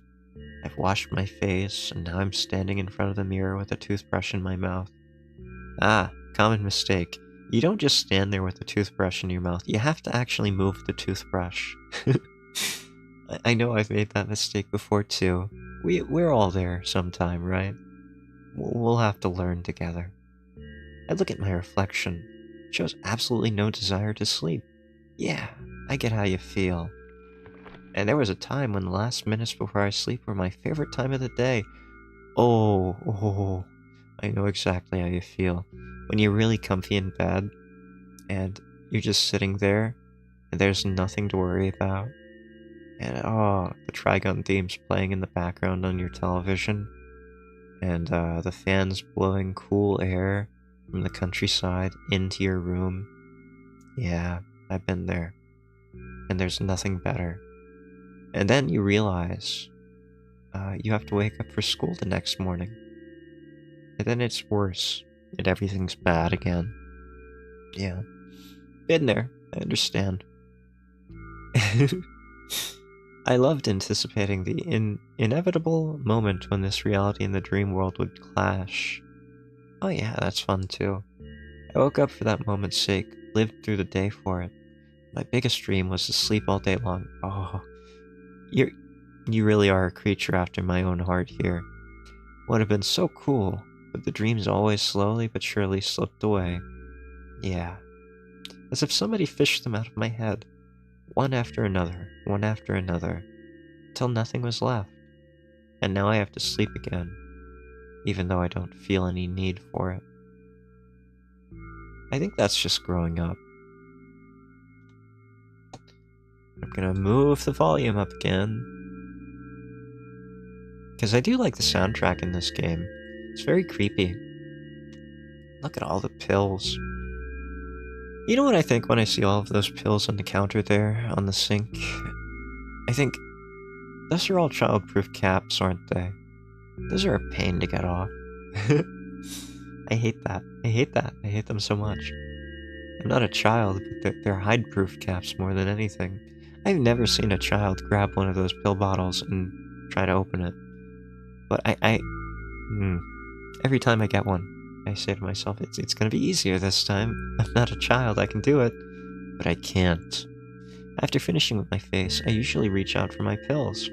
It's funny, but I have no idea how they work separately, since I always swallow them as a bunch without thinking. Should probably do that with a glass of water. A really bad place to store pills? They're watertight containers, right? It's probably fine. Your sink's hot and humid? I don't know about that. Like, it's not the ideal place to store pills. But at least they're next to a water source and you're more likely to take them with water. I agree that hot and humid conditions would probably be bad for pills. But is a sink hot and humid enough? It's not the top of a radiator or anything. Bathroom? Oh, bathroom, yeah. Steam for showers and stuff, yeah. Absolutely. But historically, like, I don't know about Canada, and this is obviously in Canada, but historically in the USA, the medicine cabinet has been in the bathroom. It's been in the water closet, as it were, for a very long time. Bathroom. What about the bathroom? Yeah, it's the bathroom. We don't know that she's in the bathroom, though. Like, this could be the kitchen sink, for all we know. Could be a dry sink, right? This could be a laundry room or something. Any kind of sink, really. We don't know this is the bathroom. Yeah. I've seen sinks that are dry sinks, right? They're basically cabinets that you could put water into. Maybe that's what this is. Maybe this is a dry sink for washing dishes. She never said she was... Wait, was she in the bathroom? There's a mirror. It's not a dry sink, then. I've never seen a kitchen sink with a mirror in front of it. It seems like it would be a pain to clean. So yeah, it's probably a bathroom. Doesn't mean it was the right place. Well, yeah, obviously not. You could put other things there. On the, sink counter, whatever you'd call it. Now I want to have a better look at it. To twirl it between my fingers to chew on it. Dry sink, never heard of that before? Yeah, most people probably haven't. I'd imagine that most people don't really know know anything about dry sinks.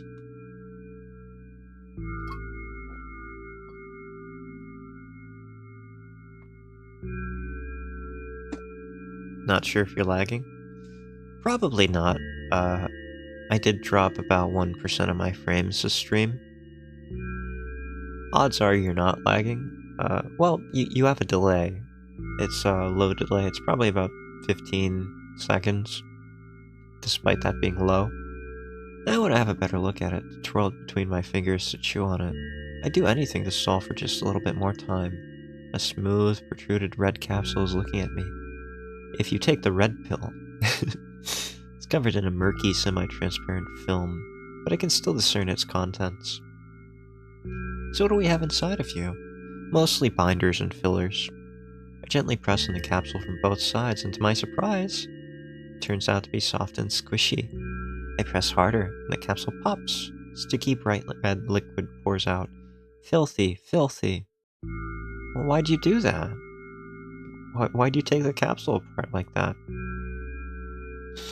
When I was a kid, it's a huge tangent. When I was a kid, I used to be fascinated by those little capsule dinosaurs. You know what I'm talking about? They were like little sponge dinosaurs. They came in the, in these like water-soluble capsule forms, I guess, right? They looked like pills. But they were sponges. I always thought they were very dangerous as a product. The idea was, it sucks when those pills pop. It happened to you? Really? I've never had that happen to me. That does sound unfortunate.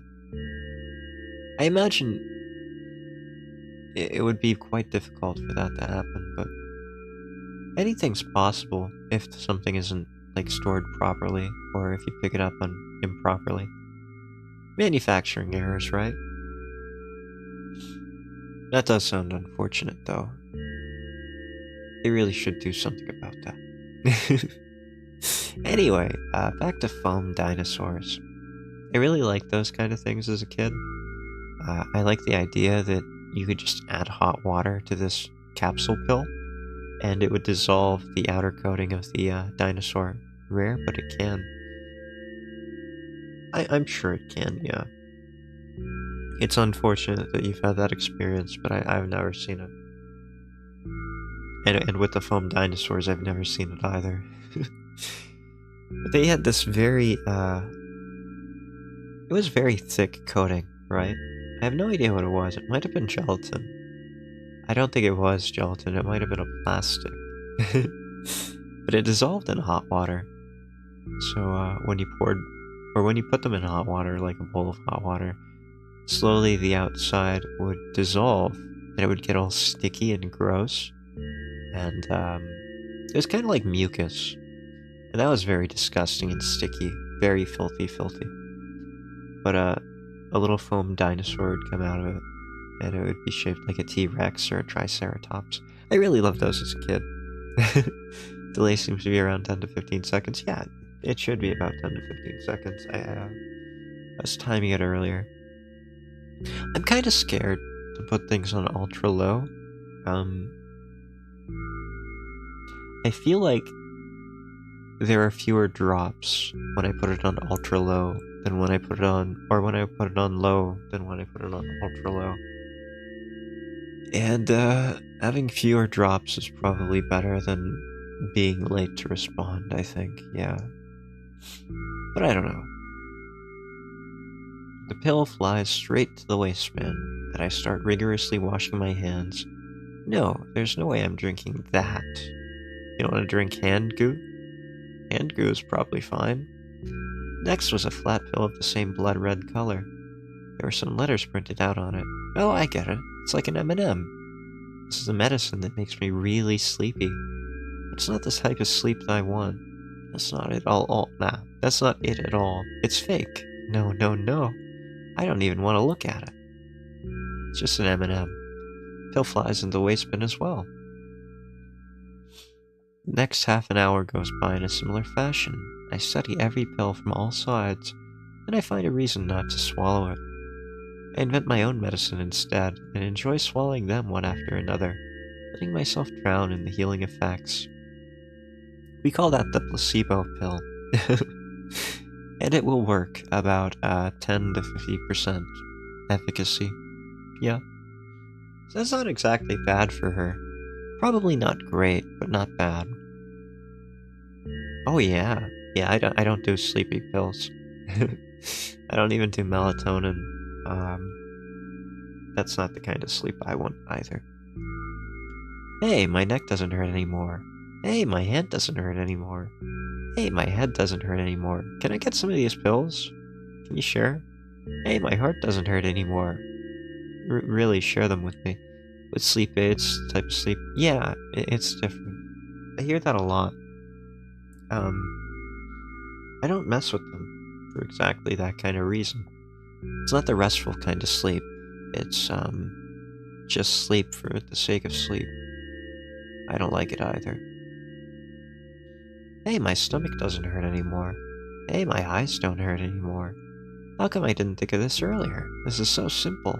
I need to brag about it to someone right away. Not to my mom. She'll just scold me. She's sure I'm already sleeping anyway. I don't want to disturb her without reason. I'll think of something myself. You can tell me. I'm pretty impressed. Besides, I just really want some small talk. I wonder who's going to be my conversation partner. You know what? I'm available. Hey. Hi. Hey there, hi there, Hyde here. What do we have here? Hey, long time no see. It's been about... Oh wow, it's been about 30 minutes. Yeah. Hasn't even been an hour, dummy. Well, it hasn't. You know we're only supposed to meet once per day, right? Are we? We're gonna be playful. It hasn't even been an hour, dummy. But not the mean kind of dummy. There you go, bullying me again. I didn't mean it like that. Aren't you even a little bit happy? Not even the slightest bit? Well, I'm not unhappy. Neither of these are appropriate. I am pretty exhausted after today, though. Well, I guess you are too. That's not true. You need to go to bed. No, you've been in control for way too long already. It's my turn now. Alright. I'll just stay silent until the medicine's effects wear off. How about that? Her fake medicine? The placebo medicine? Hey, you can't do that. You need to do your best to make me feel better. Is that my job? To make you feel better? That's exactly what I'm doing. We're having a conversation here. What a bully. Actually, why am I even worried about this? Yeah, I'm just in your head after all. In reality, I don't need you at all. You know, that's kind of interesting because in reality you do. I don't need you. You need me. I'm the one playing the game, and if I stop playing the game, then this stops existing. I'm, Yog Sothoth. I'm the dreamer dreaming this all up. Yeah. Hold on. Hold on a second. I just wanna... I just wanna do this real quick. I just wanna do this real quick. I just wanna do this real quick. Hold on. I need to do this. It needs to happen. Now I'm the main character. That's not right. Just a little bit smaller. There we go. This is my game now. I'm in control. In reality, I don't need you. At all. Hmm? I'm so energetic and I feel great. Which means I can do anything. And you can only watch and agonize over your uselessness. I can't imagine how angry you are right now. I'm not angry, this is my game after all. I don't feel like rotating this, so I'm not going to. It's a pain. In OBS, it's a pain to rotate. So I'll just go back down here in the corner. I'm not angry at all, surprisingly. I'm a bit tired. Yeah, I'm all beside myself. You know what? You're happy. I see you smiling, that's good. I'm glad you're smiling. It's good that you're smiling. What made you happy? Oh, you know what? If I ask her what made her happy, she might not be happy anymore.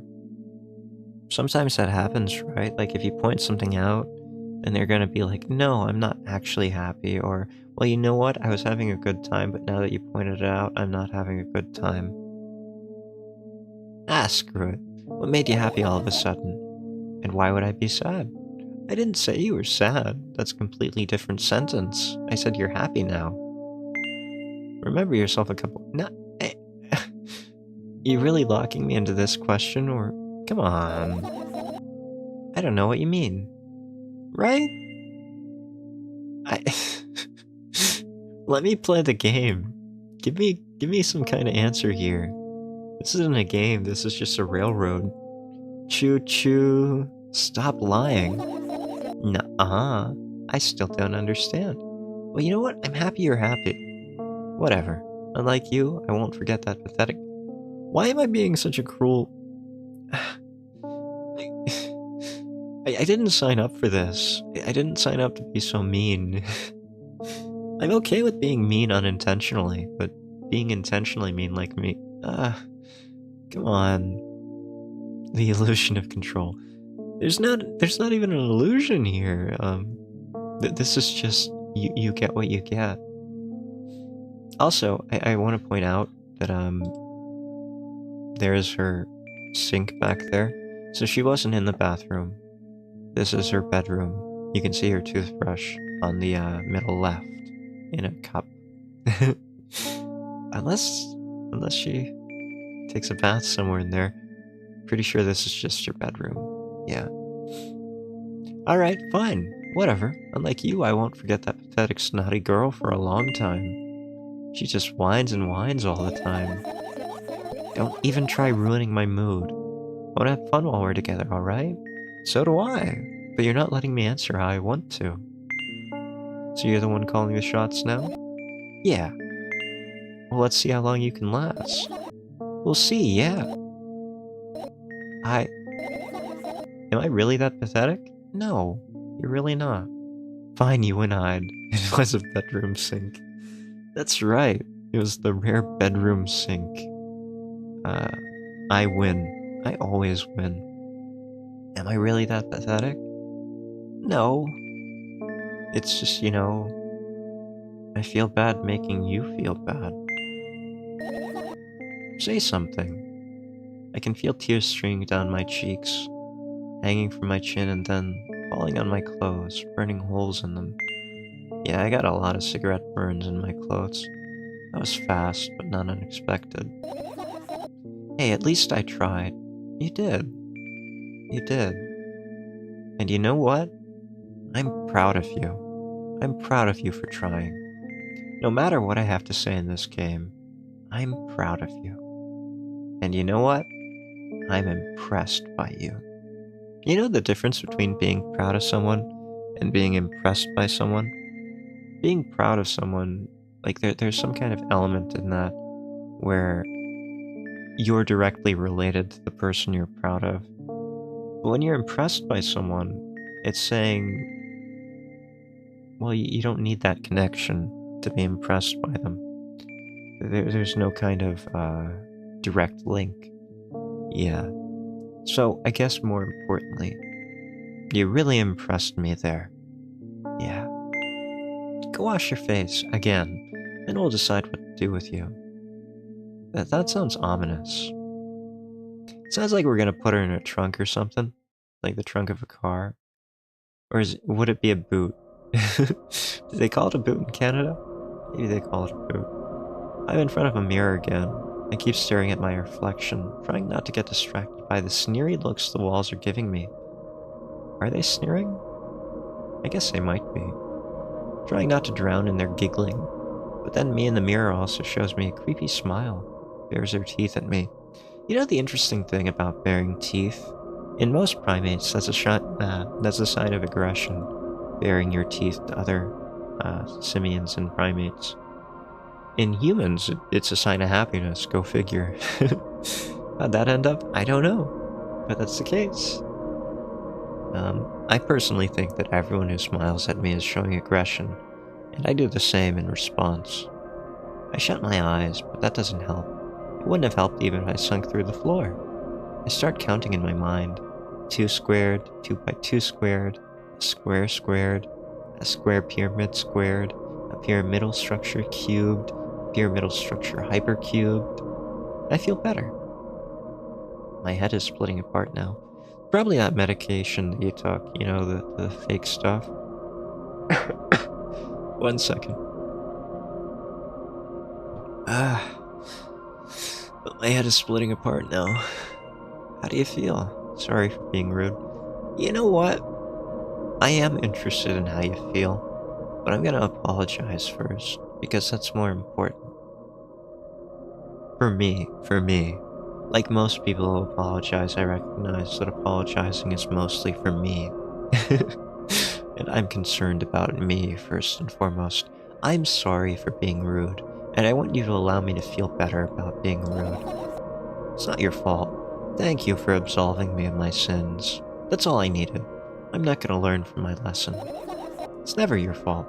Thank you. Thank you for saying so. Fine, you can keep on blaming yourself, but don't overdo it. I don't know why, but I thought I'd be able to take control. I was almost ready to. I was sure I'd be able to change something.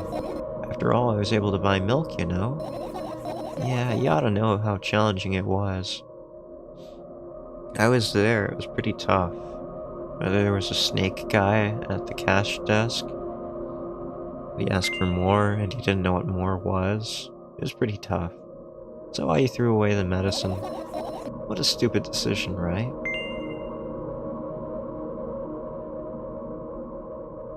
I honestly don't know.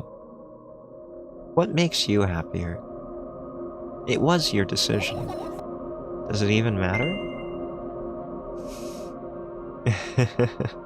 Are you asking me how I feel about if it matters, or are you asking if it matters in the grand scheme of things, like objectively? Objectively, it doesn't. Objectively, what matters is probably what you think. If you want to know what I think, personally, I'd say no. I knew it. Then why did you do that? I felt like I'd be able to fight it on my own. That's unfortunate. It's true, the pain subsided for a bit at the time. Now I feel it triple in force. That's usually how withdrawal works. It hurts so bad. Just drink your medicine already, or I'll stop talking to you. You know what to do. Dejected, I reach out for the shelf with my medicine. I swallow the pills one after another, chasing away the unpleasant visions that keep floating up in my memory. And yet my mind still draws a terrifying picture. Lumps of coagulated blood and transparent coating travel down my esophagus, scratching its soft walls, even behind furrows. I shake my head violently. I don't care if it makes me feel dizzy or worsens my pain. I just don't want to think about something so repulsive. You still haven't changed, have you? That might be a good thing. Changing could be a bad thing, right? What do you even mean? You're afraid of being alone. This worries you much more than pain. I think more people than not are afraid of being alone. It's a very rare person, in fact, that doesn't want to be alone. Wait, backwards. I'm the type of person that wants to be alone. Most people are unlike me. Most people hate being alone. It's terrifying for them. So it seems, I wouldn't know. You're afraid of being alone. Yeah, I guess. I toss the last pill into the air and catch it with my mouth. You're not supposed to chew on them. Just swallow them, please.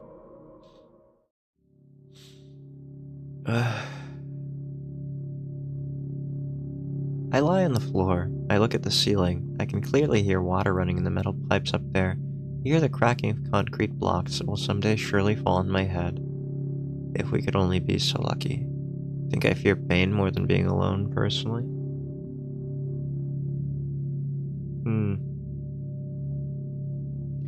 I think it's pretty rare for a person to fear pain more than being alone. Although, I'm probably a strange one to think about it.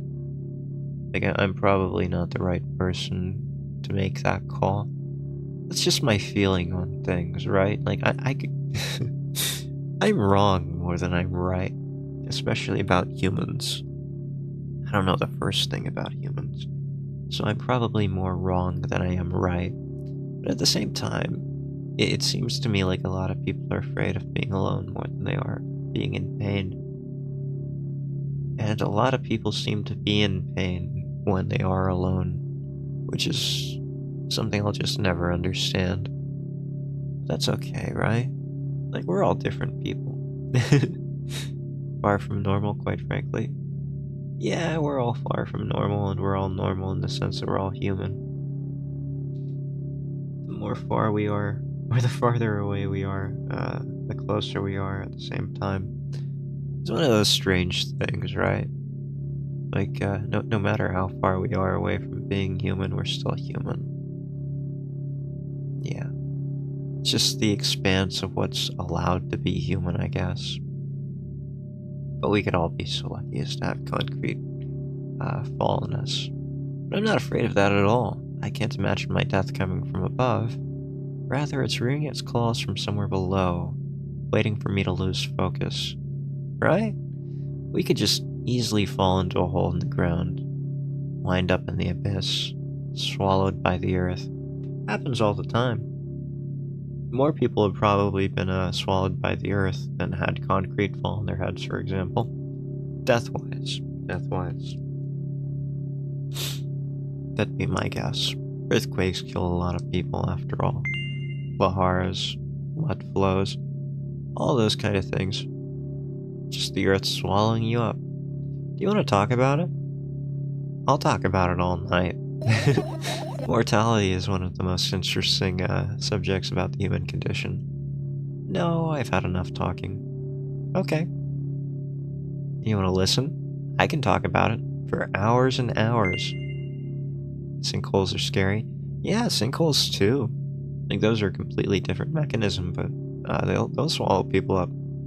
There was a big sinkhole that swallowed up part of a city just a couple of years ago, if I remember correctly. A lot of cars fell into it too. That was pretty deadly. Nature's terrifying. We think the Earth is solid and stable, and it's really not. Like, a lot of cities are built on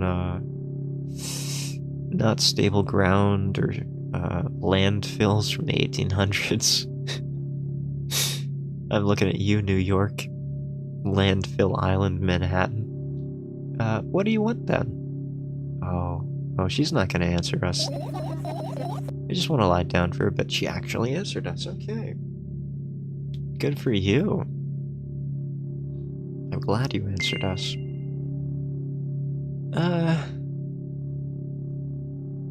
I don't think she wants to listen to us. It's not a matter of whether it's going to collapse or not, or when it's going to collapse.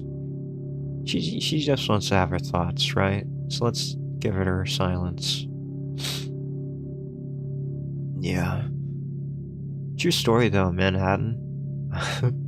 Mostly agricultural land, completely polluted with pesticides and, if I remember correctly, herbicides as well. Oh, and a bunch of manure from the 1800s when it was an island for farming. So that's great. All of the water there is contaminated, and you can't dig a well worth anything. So yeah, great, fantastic. I carefully extract thoughts that are yet to be fully formed from my head and lay them out on the ceiling in orderly rows. Now it's my cork board. You can't get cork anymore. Cork is endangered, I think. Maybe it isn't, but it's hard to buy. In hopes of seeing the whole picture, I switch them from one place to another, pile them on top of each other, scatter them around. In the end, I throw them off with my hand, annoyed, and start over. I can't do it. You can always imagine your thoughts as something small and swarming, like cockroaches. I wouldn't suggest that.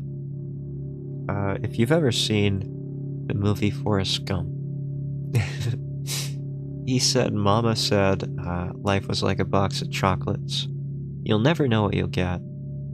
However, it's always been my philosophy that life is like a box of fire ants. You never know who you're gonna get, but you know you're gonna get stung. And it's probably fire ants. Ew, I hate cockroaches. Can I make them fireflies? Yes, but only if you have a band called Owl City. God, that was a great song when it came out. Do do do do do do do do do do do do do. Whatever happened to Owl City? I think they only ever had like one other major hit. Vanilla Skyline, maybe? I can't remember what the name of it was. Fireflies was the only one I ever knew. But it was playing all over the place when I was younger. Ah, that was so much fun. Oh, that era of music. I don't mind either way. Anything that swarms and crawls like insects. It's kind of pretty. I don't even have time to blink before my thoughts, they're fireflies now, start whirling all over the ceiling of their own accord, forming whimsical patterns. I can only observe them and wait for the right moment. Here's a fun fact. You can cause sensory hallucinations by depriving your sensation. So, if you keep your eyes closed and you stare upwards at a bright enough light, you can start seeing flashes of different colors. So this isn't too far-fetched. It's just that moment doesn't come. The mocking sounds of flapping wings coming from the ceiling makes me start losing my patience. Fireflies do not have flapping wings. I don't know if you've ever caught fireflies, but that was one of the pastimes here in the countryside. As a kid, I used to catch a lot of fireflies, and you could catch them with your hands. That was the fun part, right? Catching them with your hands, and then like opening your hands slowly to reveal a glowing bug in the center. Kind of majestic. But they don't flap. Like even if they do flap, they create more of a buzzing, kind of monotonous sound more than a flapping flap. Enough. I hate you. You hate the fireflies or you hate me? You gotta be more clear here. If you hate me, I can just leave. I can do other things, that's fine. I spring to my feet and scream at the top of my lungs. The fireflies scatter. Good job. Now start over. Why? What's the point of starting over? No way. Unstable behavior makes you look bad? Who cares how you look? I don't give a damn, right? That's the right response. So that doesn't bother you? Should it? No, not at all. No. A lot of people act like this. Really? Yeah. There's nothing shameful about snapping at someone, even if they're imaginary insects. If you have a reason for that. I'd go even a step further and say you don't have to have a reason. Sometimes you're just angry. Sometimes it feels good to snap. You did have a reason. No, you don't need a reason. You'll surely get better, believe me. I can't promise you that. I can't promise you that you'll get better or you'll feel better, and you really shouldn't believe me. As far as you know, I'm just a disembodied voice in your head. You can do whatever you want. Ignore what I'm saying here. You're at it again. What do you mean? Never mind. And I've changed my mind anyway. Please don't stay silent for this long anymore. Oh, well, you know. I'm having a hard time without your help. I can try my best. Fine. I raise my eyes, look at the ceiling once more. Sadly, all my fireflies seem to be hiding somewhere. That does happen. They get scared off. I need to find them. You look concerned about it. You're not going to be able to sleep if you're concerned about it. I glance around the room. There are too many places for a creature as small as a firefly to hide there. There are too many places for a creature as small as a firefly to hide here. They can be anywhere. It's true. It's true. One time as a kid, I was eating popcorn, and there was a firefly in my popcorn, and I crunched down on it because I didn't see it, which you'd think is pretty weird because fireflies are pretty obvious, right? They have black and orange coloration. But if you're not looking and you're eating popcorn and you're watching something on the television, it can be pretty easy to just crunch into them. And they kind of feel like popcorn beneath your teeth. They do not taste like popcorn. They're very bitter and very gross, as you would imagine a firefly to taste. They can be anywhere. Suddenly, I hear a deafening rumble. The clock just hit midnight. It's so late already. I can't go to bed right now. Will you help me? Please? Tell me you will help me. I can't tell you that. Ew? Yeah, it was very gross. Come on, stop bullying me. You promised to talk to me. What were you thinking while lying on the floor? What do you mean? You should know it better than anyone else. That's the thing. I have no idea what you're thinking. This is weird. It's not any kind of reflection on you. I'm not calling you weird. I just don't know what you're thinking. Will you tell me? Oh. That didn't look good. I roll my sleeves and start rubbing my eyes intensely. They're so itchy. I know how you feel. My eyes have been very itchy lately, too. I've been concerned that maybe it was allergies, but I know it's not allergies. It's just a stupid sinus infection. Why are you crying? Why are you crying, specifically this time? My eyes are itchy. drink milk? Did he bring milk? Did you drink milk? Did he bring milk? You bought the milk. Did your father go out for milk and then, you know, get hit by a car or something? I wonder, if I tear out all my eyelashes one after another, will my eyes stop itching? No, I've done that before. That's not actually what's causing your eyes to itch most of the time. Most of the time, it's the blood vessels getting inflamed and, enlarging, causing the itching. Even if you have long eyelashes like I do, and they're prone to, like, going into your eyeballs, that's not usually what's causing the itching. I wonder if I tear out all my eyelashes one after another, all my eyelashes one after another. If I tear out all my eyelashes one after another. What have you done? I need to gather the glass, and then I need to have a bath, and then... Here, drink some milk. No. Why did you do that? Well, I didn't rip out all of them. I was being, hyperbolic. But I do habitually rip at my eyelashes, because I have very long eyelashes, and, I might have more eyelashes than most people. So they tend to stab me in the eye, which is not ideal. They do often end up in my eyes, so I have to pull on them, right? Like, I was advised to get an eyelash curler. I didn't even know that was a thing, eyelash curlers. But I was advised to get one of those once, and I never did. So I just pull them out, right? Whenever they get loose, I pull on my eyelashes from time to time, and they come out, and then I don't have to worry about them going into my eyeball. Like, whatever happens to the eyelashes that go into your eyeball, you can't pull most of them out. You can't blink most of them out. You have to go behind the eyeball or something, right? Does your body attack those eyelashes? Does it break them down? Eyelashes are made of mostly keratin, so it'd be pretty hard to dissolve them. So maybe you just have a bunch of eyelashes stuck behind your eyes, right? Next to your brain, in your sinuses. I don't know. Maybe that's why I have so many sinus infections. I have a bunch of eyelashes stuck behind my eyes. Could be. I stand in the middle of the room, my mouth agape, gasping for air. I think I just experienced death. No, I don't think you did. I don't know any other way to explain what happened. Ego death, maybe. Well, that was surely something. It is, I can tell you from experience.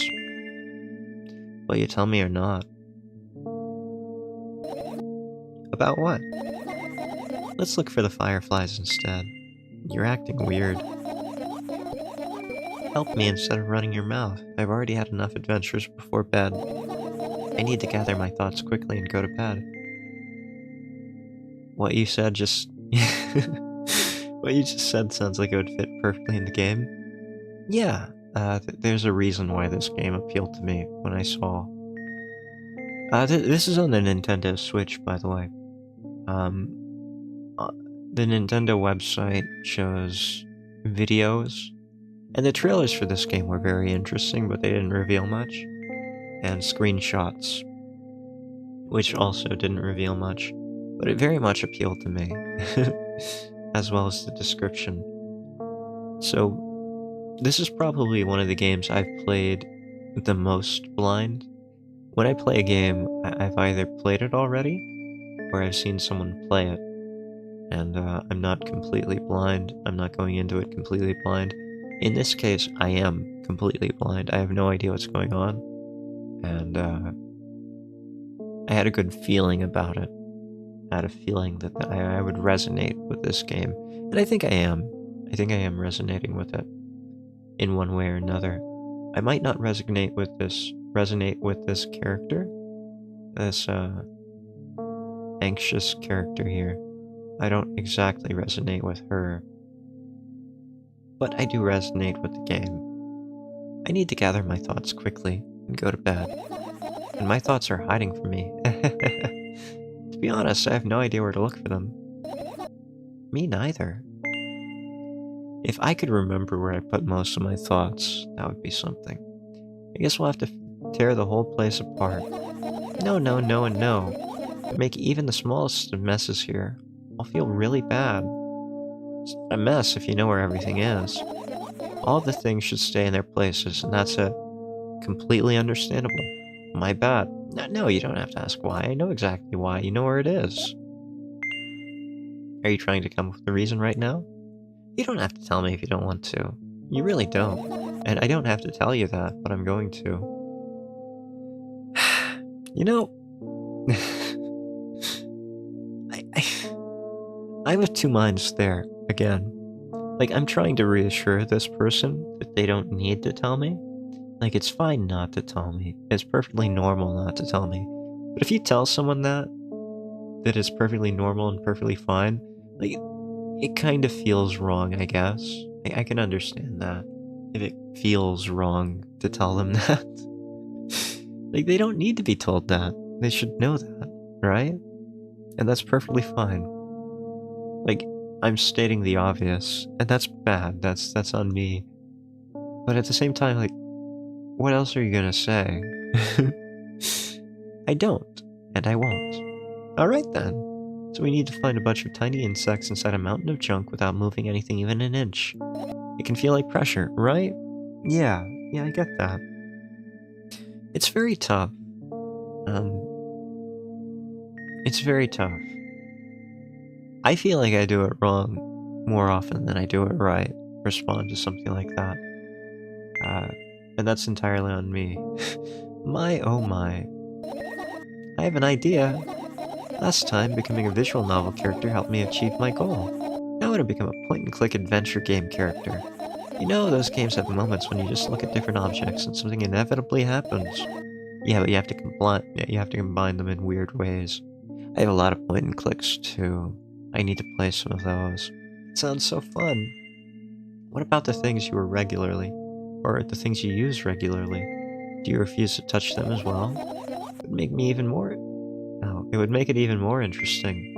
This is so childish. It's really not. Want to know Want to know what's the best part? You'll be the one doing it. Oh no. Oh yeah. I start panicking as soon as I get in a multiple choice situation. I just keep changing my mind and end up crying and running away. You want that to happen? Not particularly. No, you're not a handful. It's perfectly fine.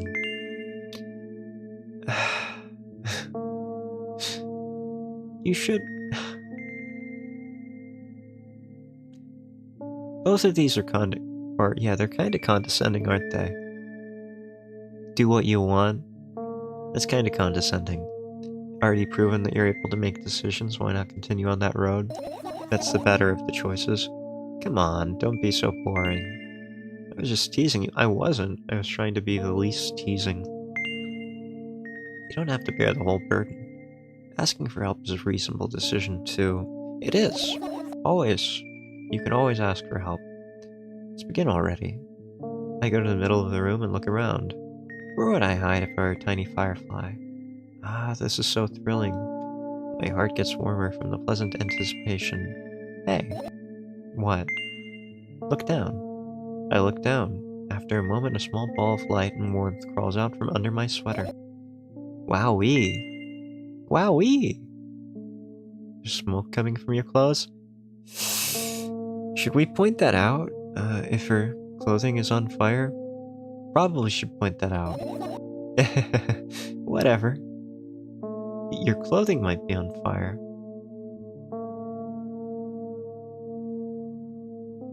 It might not be a firefly. I carefully grab the firefly. It's pleasantly scorching to the touch. I put it on my shoulder. You might be on fire. You might want to stop, drop, and roll. I'm sorry, little guy. Time to come home now. As if it was an order, the firefly slowly drifts up, circles around my head for a bit, then flies into my ear with the speed of a bullet. I don't like that imagery. Like a suggestion, oh, you don't have to tell me, but I am curious? Yeah. It tickles. One down, let's look for the others. Yeah. Ah, the imagery of this game. Oh, it is a point and click now. Okay. I turn my eyes toward an inconspicuous shelf near the mirror. There's a glass with a toothbrush sitting on it, and a small towel is hanging nearby. What a wonderful sight.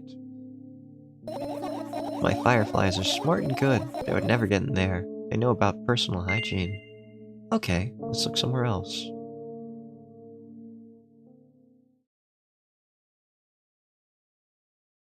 What about up here? I tilt my head backwards and almost fall over. The closet is hanging under the ceiling, at least 300 feet off the floor. I don't think it's 300 feet. Like maybe firefly feet. Are you joking? Even though it's my room, not everything here is for me to use. Whatever. I don't care. Yeah, I don't care at all. Like, totally. And I'm definitely not worried. Not even the littlest bit. Not even a smidgen of the littlest bit. Not even 0.004%. That's how much I don't care. Hey, I'm not even done telling you how much I don't care. From this moment on, I'm ignoring you. Oh no, you don't. Then act normal. Don't. You're fine. Act however you want. I don't. Ew. Ew. What is this shaking? I can't click on it. I look at the mound of pills and it makes me feel dizzy. I don't want to think about it. I don't. What's wrong? I've almost skipped my dose for today. How reckless. I could have died. You already took them. Hey, calm down. You already fixed that. Yes, people who are not calm love to be told to calm down. Yes, because you ordered me to. I did. I did tell you to do. Well, I didn't order you. I told you that you knew what to do. If anyone ordered you, you ordered yourself. Or maybe your mother ordered you. Is that an accusation? Of course not. It's what saved me. I'm not responsible. Well, that's reasonable. I heave a deep sigh, come closer and extend my hand. Wow, it's warm. The moment those words leave my lips, one of the bottles overturns. Pills rain down from it, and along with them, a firefly! Hooray! After circling above my head a couple of times, it finally lands in my palm. The firefly rushes up my arm, and upon reaching my shoulder, crawls straight into my ear. My mind becomes a bit clearer. Is that how it works? I really can't click that, that's weird. What about these notes? Your usual notebook pages glued to the wall with duct tape.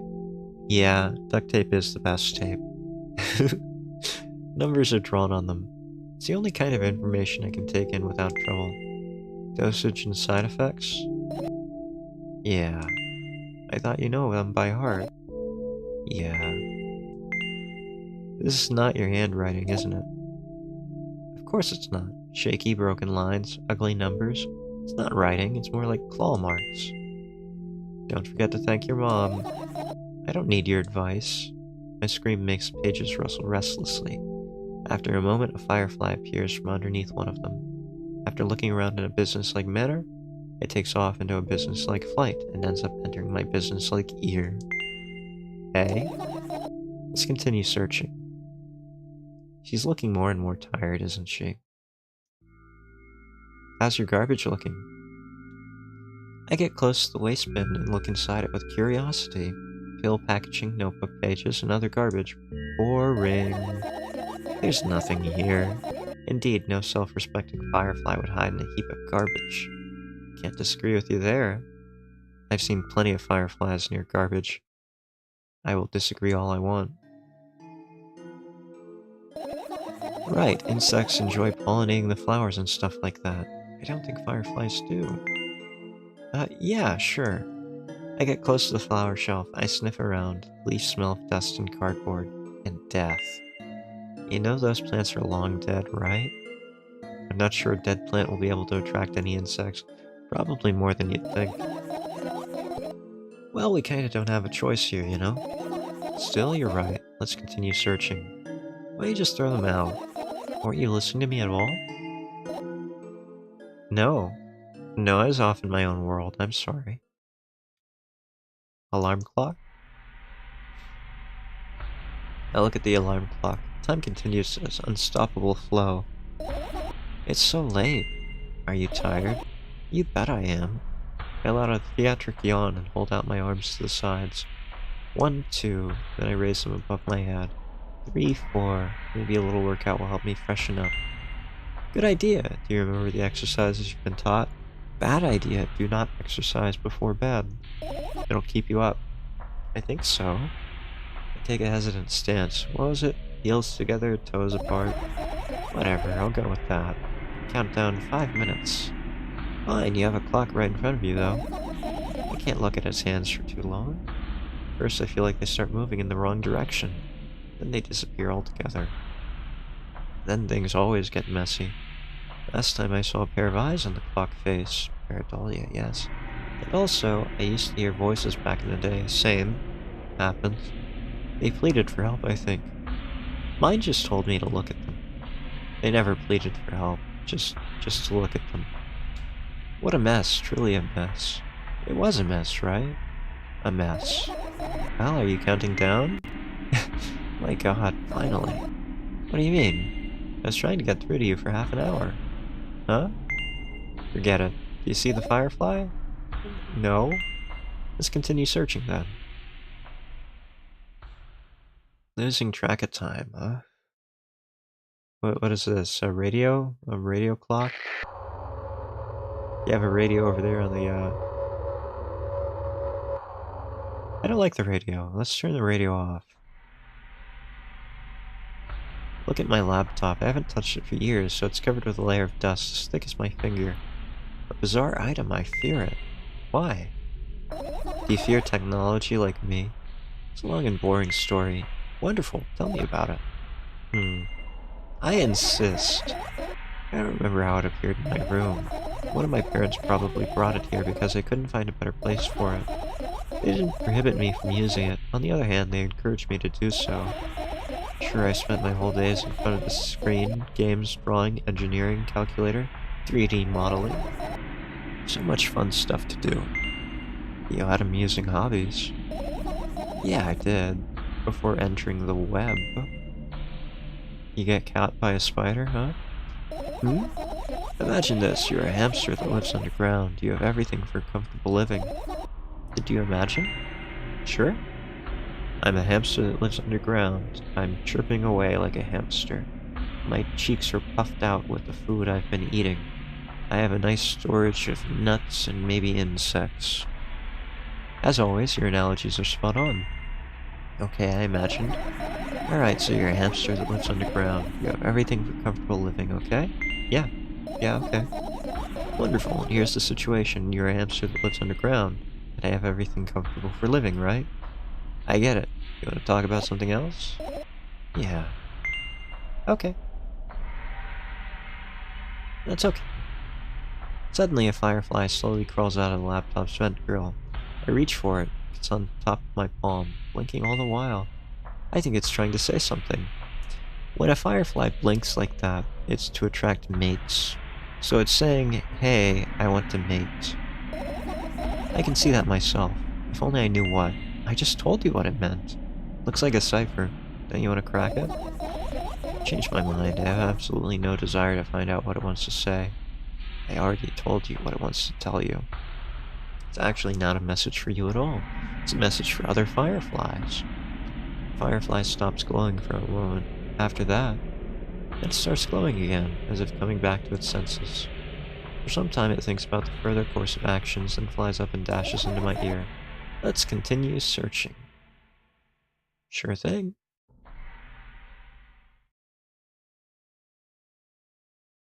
I could finish searching, huh? Let's do a little bit more searching. You sleep in a sleeping bag? I did that for, about a year.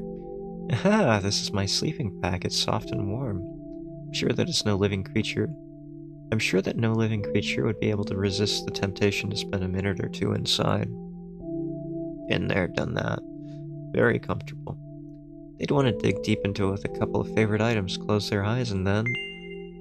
Hey, did you fall asleep? Huh? Why'd we wake her? I gently slapped my cheeks to return myself to senses. It's already way past midnight. Usually I'd be sleeping like a log at this time, but right now I can't. Let's continue searching. Hey, maybe we'll find something inside. My thoughts don't have a feature of putting to sleep. Quite the contrary. They're always cause insomnia, just like tonight. What? I said searching here is meaningless. Okay. I can't click on... I doubt it, all of the compartments are locked. What if they're not? I don't even want to think about what's inside. Who knows what I'll end up imagining. Okay. What else do we have to look at? There aren't too many more items, are there? Just a couple. Oh, there's a tiny thing here. Let's get that first. What is that? A scrap of paper? Yeah, what's this? What is it? Don't leave me hanging. Tell me what it is. That's not fair. Okay, tell me about the umbrella.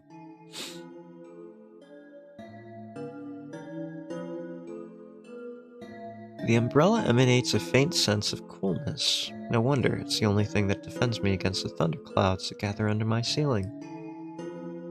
If you have clouds on the inside of your ceiling, you don't have a ceiling. Such a blessing that it can do that without my help. Still, a firefly won't hide in a place like that. It'll catch a cold and be unable to fly. You don't want to check it? Why? I'm sure we won't find anything there. Okay. Okay, sorry for asking. Tell me about the backpack. I look down, my school bag worn down and silly. It's almost screaming of its own uselessness. From another angle, it looks like a full belly. Its contents are also regurgitating, decomposing, and turning into a sticky, mushy substance. Yeah, that's what happened to my education in my own head. It turned all mushy and sticky, and now I can't remember a thing. What a cool image. I need to remember this. Hey. No, it's a really cool image. Both of these are lies. One of these is just a mean lie. One of these is just a lie. We'll go with it's just a lie, and not be mean about it. Tell me what's inside your bag instead. Nothing special, mostly just all sorts of books. Taking out all the pens and notebooks out of there, and I'm not interested in anything else. You used to go to school, didn't you? Yeah, I did. I had a blast all the way. Really? I didn't have a blast in school. Are you sure you understand or understood my question? Do you think everything in my life should be doom and gloom? Well, you're wrong. Alright. I didn't mean it that way. I just found it unusual that you enjoyed your schooling. I know I struggled with a lot of my college stuff. Not so much with the academics at college, but I struggled with, just being in college. All the people. Oh, frame drops. Alright. What do you like the most there? Well, the rooms are really bright, not like at home. That's it? Don't rush me, let me remember. Oh, the beds were also soft, and the food was nice. Not at my college. Not at my university, no. By the way, I attended all the classes, the others always skipped. Yeah, I think if you attend your classes in university, it's very hard to not do okay. They probably got told off so hard. I know a lot of people who didn't. They graduated anyway. I smiled gently, absorbed in warm memories. You never graduated, though. Yeah. Do you remember your last day there? It's a normal day. Dad picked me up earlier than usual, told me that I'm already too old for the school and curriculum. I also realized that some time ago, the tasks were way too easy. Then we got into the car and went home. Mom greeted us there, we had dinner, and went to our rooms. Obviously it does, or else she wouldn't have kept the book bag there. What happened then? I don't remember. It doesn't even matter?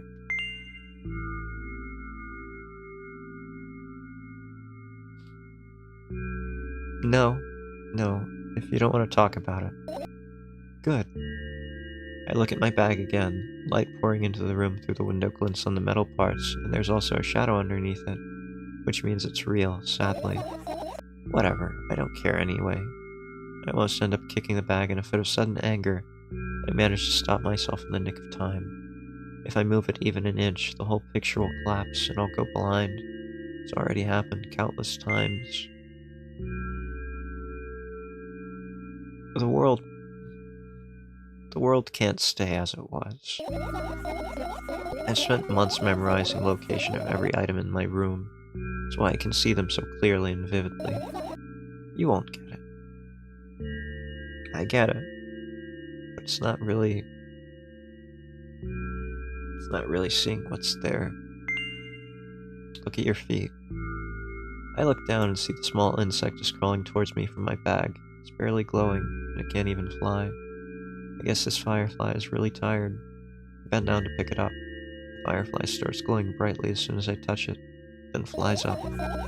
There you go, boy. Good job. After doing a victory lap around the room, it flies towards me with high speed. I shut my eyes, anticipating the firefly to enter my ear. It's exactly what happens. After it gets inside, it buzzes for a little while and then goes silent. This one is kinda sad. Reminds you of your father, huh? Doesn't matter. What matters is that it's no longer alone. Sure. Let's continue searching. What else do we have to look at? There's a book. Is it your diary? This is my sketchbook. Okay. Half of its pages are blank, which means it'll still be good for a couple of years. You draw that rarely? Why? I understand. I draw pretty rarely myself. Isn't that obvious? If I run out of pages, I'll have to buy a new sketchbook. I can't get to the stationery store on foot. I'll have to take the bus. Do you even realize what kind of nightmare that can turn into?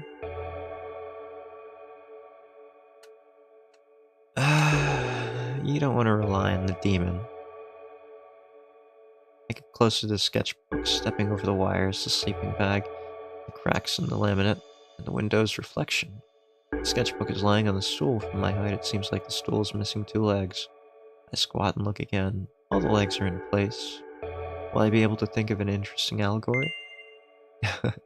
Oh, let's not go there, okay? I stand up and study the sketchbook from inches away.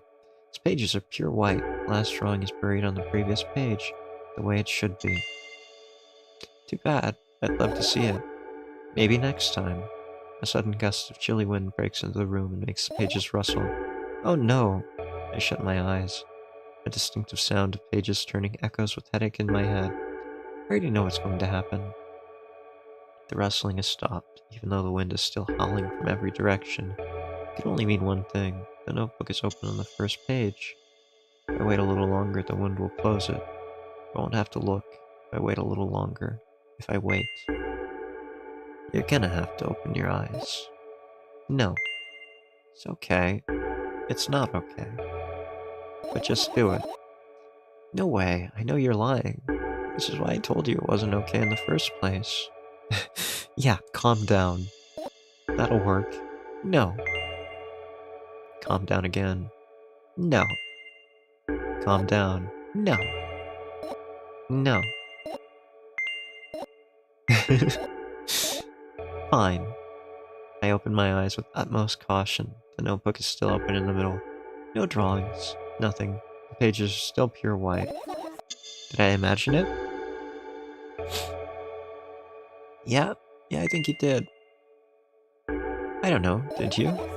You're the smart one here. You tell me. I am not smart. Don't put that on me. Next time, don't close your eyes. What did you... I couldn't finish speaking because the pages started moving again. Don't close your eyes. Don't make me do it. I'm scared. Trust me. The rustling grows louder. The pages lift up. I can almost see the outlines of drawings on the previous page. No way. Everything that is in the past should stay in the past. It's not always that easy. past colors the future, colors the present, and the future colors the past just as equally. Humans are just experiences, big balls of experiences and their derivatives. Every cause affects a cause, affects a cause. But each effect causes a cause, and affects an effect. That's the truth. Past never stays in the past. You couldn't convince me. That's it. I'm closing my eyes. Look there. A barely visible light seeps through the pages. With every new gust, it becomes brighter and brighter. A firefly. The wind immediately stops.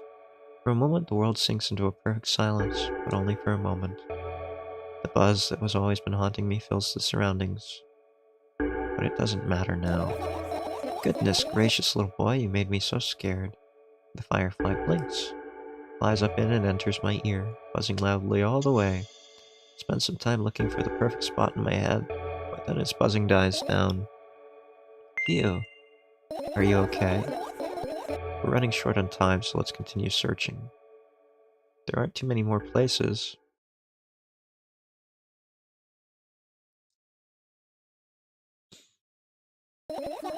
Not easy to get out of here.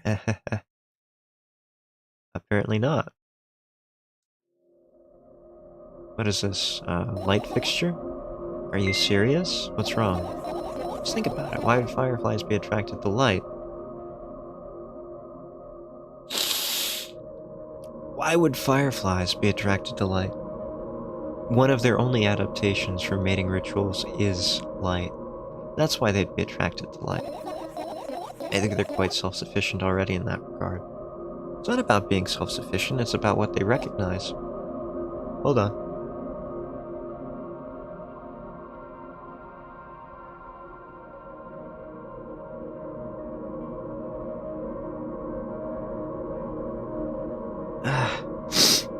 Sorry, I had to sneeze. 1 minute.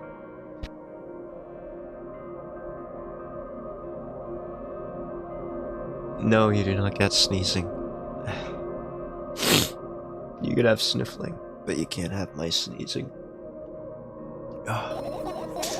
Only if they'd purposely want to lower their self-esteem. Hmm?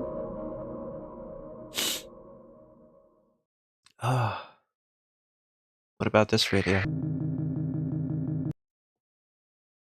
No? Okay, that radio doesn't do anything.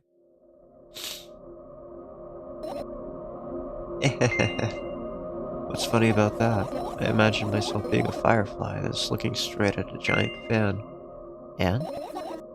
I'd be so jealous. The only thing preventing it from flying is a cage it's locked in. And the cable. It's like an inmate, if you think about it. It's so sad. Yeah, a little bit. Let's continue searching. We don't have too many more places to search. I look up toward a very high place under my ceiling. I could hear a countless number of small legs marching inside the AC unit. Are they small legs or are they cogs? Oh well. What happened? Fireflies can't be friends with cockroaches. We'd better look somewhere else. Why would cockroaches be there? Have you forgotten? You were the one who told me to think of my thoughts as cockroaches. Yeah, but I didn't say put them in your air conditioner. They became fireflies afterwards, but cockroaches don't disappear just like that. So they occupied this place. Do you understand now? Yeah, I guess so. Intrusive thoughts don't go away so easily. I think the most honest thing is I'll pretend I do. Even if I don't, I think that's pretty honest. Yeah, I don't know what's up with this glitching thing. We're gonna have to figure that out. Maybe the radios have something to do with it. What are those? Drawings? Photos? Ah, those. Those are the photos of my best memories.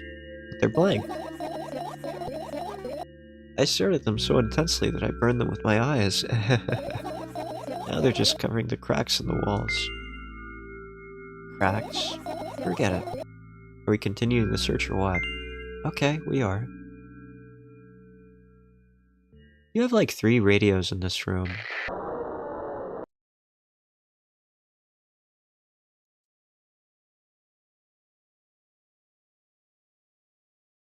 How do we get the glitching thing?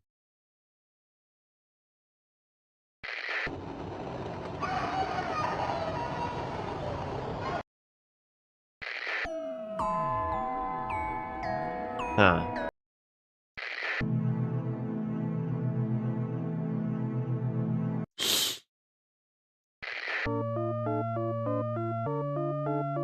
I don't think there's a way to get the glitching thing. I think it's just taunting us with the glitch. So we're gonna finish searching. You found all the fireflies, I guess. I managed to get my thoughts, but something still worries me. On the other hand, I wasn't supposed to be happy anyway. Why not? If I lose something and then find it, it's just going to be back to the starting point. No changes at all. A zero-sum game. And happiness is always about being positive, right? I don't think so. I think you can be happy at other people's misery. That's very negative. You shouldn't think too much. It hurts, you know? I want to sleep. I know how you feel. You get some fresh air before sleeping. What do you mean? We'll go to the balcony, breathe in some air. Somehow those words triggered a panic attack in me. I subconsciously step away from the balcony. You don't like heights, I forgot. My apologies. I don't think it's a good idea. Why? It may sound silly, but I feel like someone is watching me. Yeah, me. Yeah, alright. Let's stay here. Yeah. What are you gonna do? It's a silly question. You're going to sleep, of course. Hoping that tomorrow will only come after a year or a decade. Imagining myself to be outside of my mortal shell, but at the same time still being me. Ridiculous. Like milk outside a bag of milk. And yet, you don't have to talk out loud for me to understand that you're worried about me. I know that already. I also know that our time is running short. You won't take another pill? Of course not. In fact, I won't take it tomorrow either. And the day after tomorrow. And never ever. That's a goodbye then. No. One more small favor to ask. A really, really small one. Okay. What is it? I blurted out way too much today. A lot of stuff I'd want to forget forever. I don't blame you. Was it really necessary? You'll see tomorrow. No, I wouldn't be able to sleep like this. Fine. What's the favor? I nervously scratch my wrist and bite on my lower lip. Wait a minute. You're afraid to tell me? Yes. I'm also scared that something bad might happen if I tell you. I'm also scared that when something bad happens, something way worse will happen. Stop, I get it already. Still, I won't leave you alone until you tell me. Bully. No, you. No, you. What's the favor already?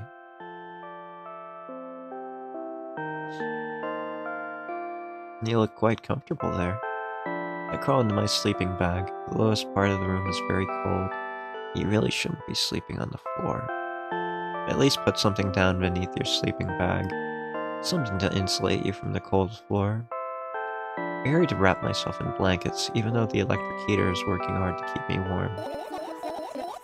I'm sad because the dreams just won't come anymore. You won't believe me if I tell you how I dealt with it at first. Of course I'll believe you. I know, it was a joke. Well, anyway, I washed my face, brushed my teeth, lied down, started imagining that I'm watching a dream. I didn't sleep at all, of course. I always looked sleepy in the morning. After a week of insomnia, I started feeling weird and seeing things. It's more like 3 days. Pretty sure a week of not sleeping at all will kill most people. Letters floating in the air, strange silhouettes that appear in the most unexpected of places, bulging eyes with trembling pale pupils. It was scary, you know? does sound pretty scary. And one day I almost died. I just collapsed in the middle of the room and couldn't move for a while. Then silhouettes, letters, and eyes were hanging over me and hissing. It was horrible. It does sound pretty horrible. And well deserved, I guess. What do you mean? Felt like I was caught in the biggest lie in the world. Yes, it felt exactly like that. After that, I stopped. The silhouettes, letters, and eyes stayed here. I guess they like this place. They always fall in my wake, peeping at me. And I'm kinda scared of them. Can't even argue with them. But today, well, I... Still too scared to tell me? Of course, they're still listening, you know. Use your hands. Alright. I start chaotically twirling my fingers with enthusiasm, forming complex shapes. You want me to tell you a bedtime story. I've done that before. Shh. I was trying so hard here. Don't you get it? They'll hear you. Relax. Nobody can hear you. So what do you say? I'd be happy to, but I have no idea how to tell them. Oh, it's incredibly easy. Just talk about something without stopping. Sounds silly, but I like silly things. But it's not. It's not meaningless. You don't know what you're talking about. That's right. You tell me I don't know. I know enough to realize it will just end up... It's not wasting time. Why am I such a jerk in this? Why am I still being such a jerk? It is actually important to tell our bedtime story. Tell our bedtime story. Boring. Fine. Close your eyes. Once upon a time, there was a very sick Hyde. I wake up on a wooden bench. In front of me lies a narrow, dimly lit alley, an awfully familiar road. Where could I have seen it? Finally. I hear a voice coming from the side. I turn around and see a boy with a weird expression on his face. You're late. Who are you? The boy blinks in bewilderment.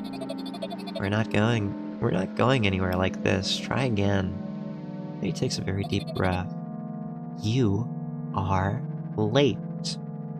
I stare at him, confused. He looks back, also confused. Sorry? The boy nods, satisfied. See? Much better. Do you have a name? My name's Tresca. I give that brat an evaluating look. He's so young, yet already coming at me with questions like that. None of your business. Besides, will anyone tell me what I'm doing here? Hey, that's rude. It's not like there's somebody else here besides me. Haven't they told you anything? I know all there is to know for one. About what? You're obligated to escort me to the store. Tresca says that and strikes a victory pose. No way I'm doing that. You do understand that refusal is futile. Well, aren't you full of yourself? I'm serious.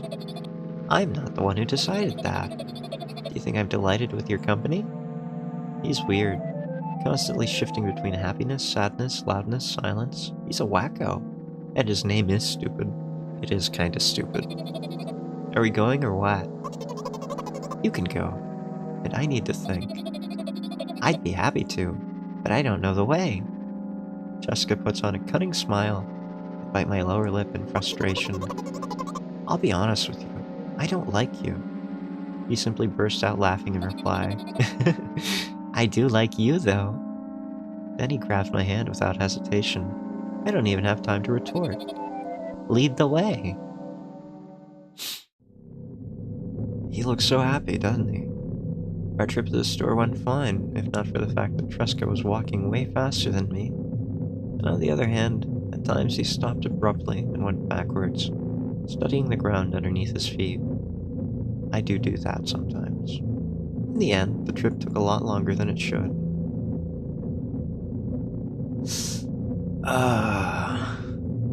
After reaching the store, doors, we are greeted by a sign, which I cannot read. We're closing in 20 minutes. Okay, okay. Thank you for telling me. Who had the bright idea to indicate their working hours in this way? They probably have special staff for this. Someone who runs to change the sign every 5 minutes. It's convenient. It's not. Are you joking? Yeah. You're so annoying. It's much better than being boring. How old are you, by the way? None of your business. And what's your name? None of your business. I was ready to slap the living hell out of the brat, but a scary-looking man suddenly appeared behind the glass. He's holding a cardboard sign that says we're closing in 15 minutes. Let's go, what are you waiting for? Huh? Oh, yeah. Hey! It's the meat store again. After another round of going across the long row of canned products, we realize that we're lost. I can't believe you don't know where they sell milk. Maybe we should ask somebody for directions. Sure. Hey, wait up. Jessica lets go of my hand and walks confidently toward one of the few store's customers. That person is standing with their back to us, studying something on the shelf. Hello, can I? I can't hear neither the second part of his question nor the reply he gets. My good-for-nothing friend freezes in place.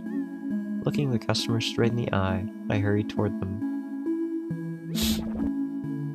Is he yours? The customer talks to me. He speaks with disgust while wearing a scornful expression.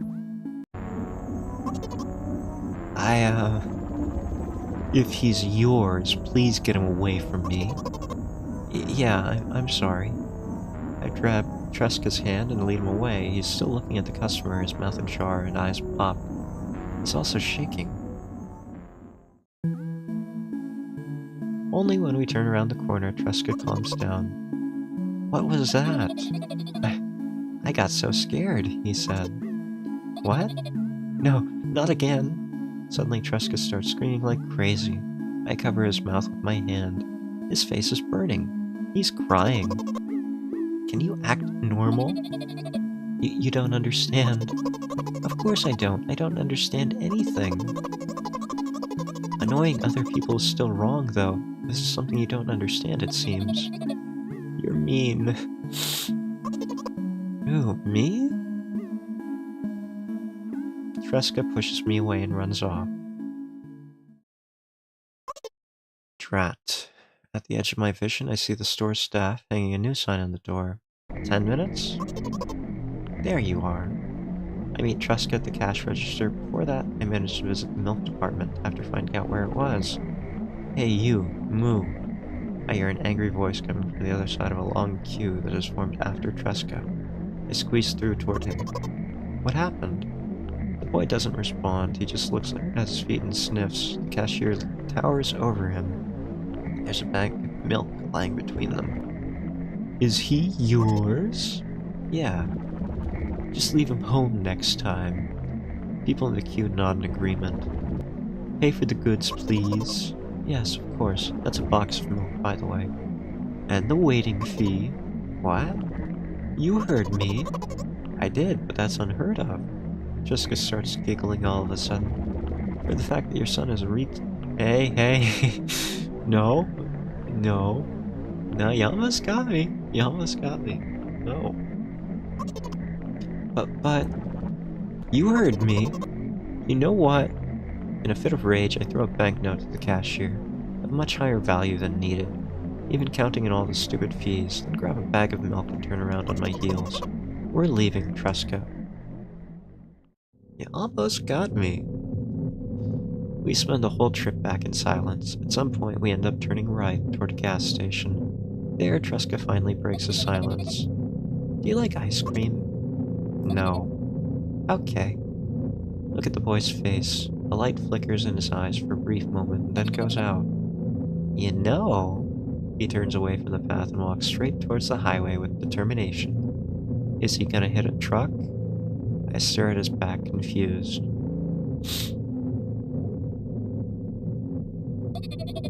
It seems like you're not helping me at all. A new playful light flickers in Tresca's eyes.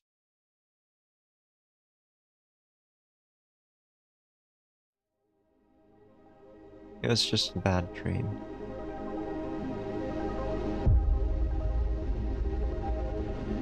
Okay.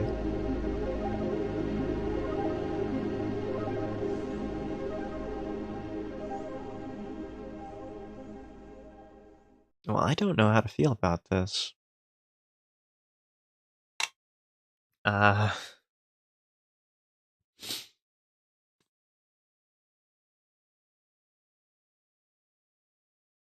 that was an experience. I probably shouldn't have played it while sick. I could have given probably a better performance. I could have been a bit more thoughtful. Uh, a lot of the themes were quite dark, or heavy, and I could have probably given them more respect and attention than I did tonight. It's tough. It's tough sometimes. For some people, it's tougher than others. And there really isn't a solution sometimes. You like the first one more than the second one? I think I agree. I think milk inside of a bag was stronger in the subjective portrayal of the experience. I think the second one is more of a continuation of the story rather than the experience. I know that makes like that's a sequel for you, a continuation of the story.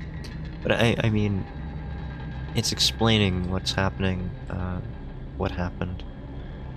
Hold on. And I think it's a different thing entirely, really. So, yeah. I don't know. I think they were both strong in their own way. I do prefer the first one as well, but I tend to prefer first-person experiences over understanding what actually happened objectively. I think it was fun. I didn't expect to play both of them tonight. It was a longer stream than I anticipated, a longer stream than I probably wanted, and I might pay for that. But it's been so long, and I had fun. I know it's weird to say you had fun with such heavy topics, but I think it was worth experiencing. Yeah. Yeah, it was a lot to chew on, a lot to think about. Yeah. But with that said, I think I'm going to end things here for today. Thank you for joining me. I hope it wasn't too depressing. I hope it wasn't too terrible with some of the sniffling. It's been a while since I've sniffled so much. And I hope the microphone didn't capture all. I hope everyone is doing as well as they can, wherever and whenever they are. But for now, thank you all for coming. I will see you all again next time, if you wish. I love you all, but for now, hide out.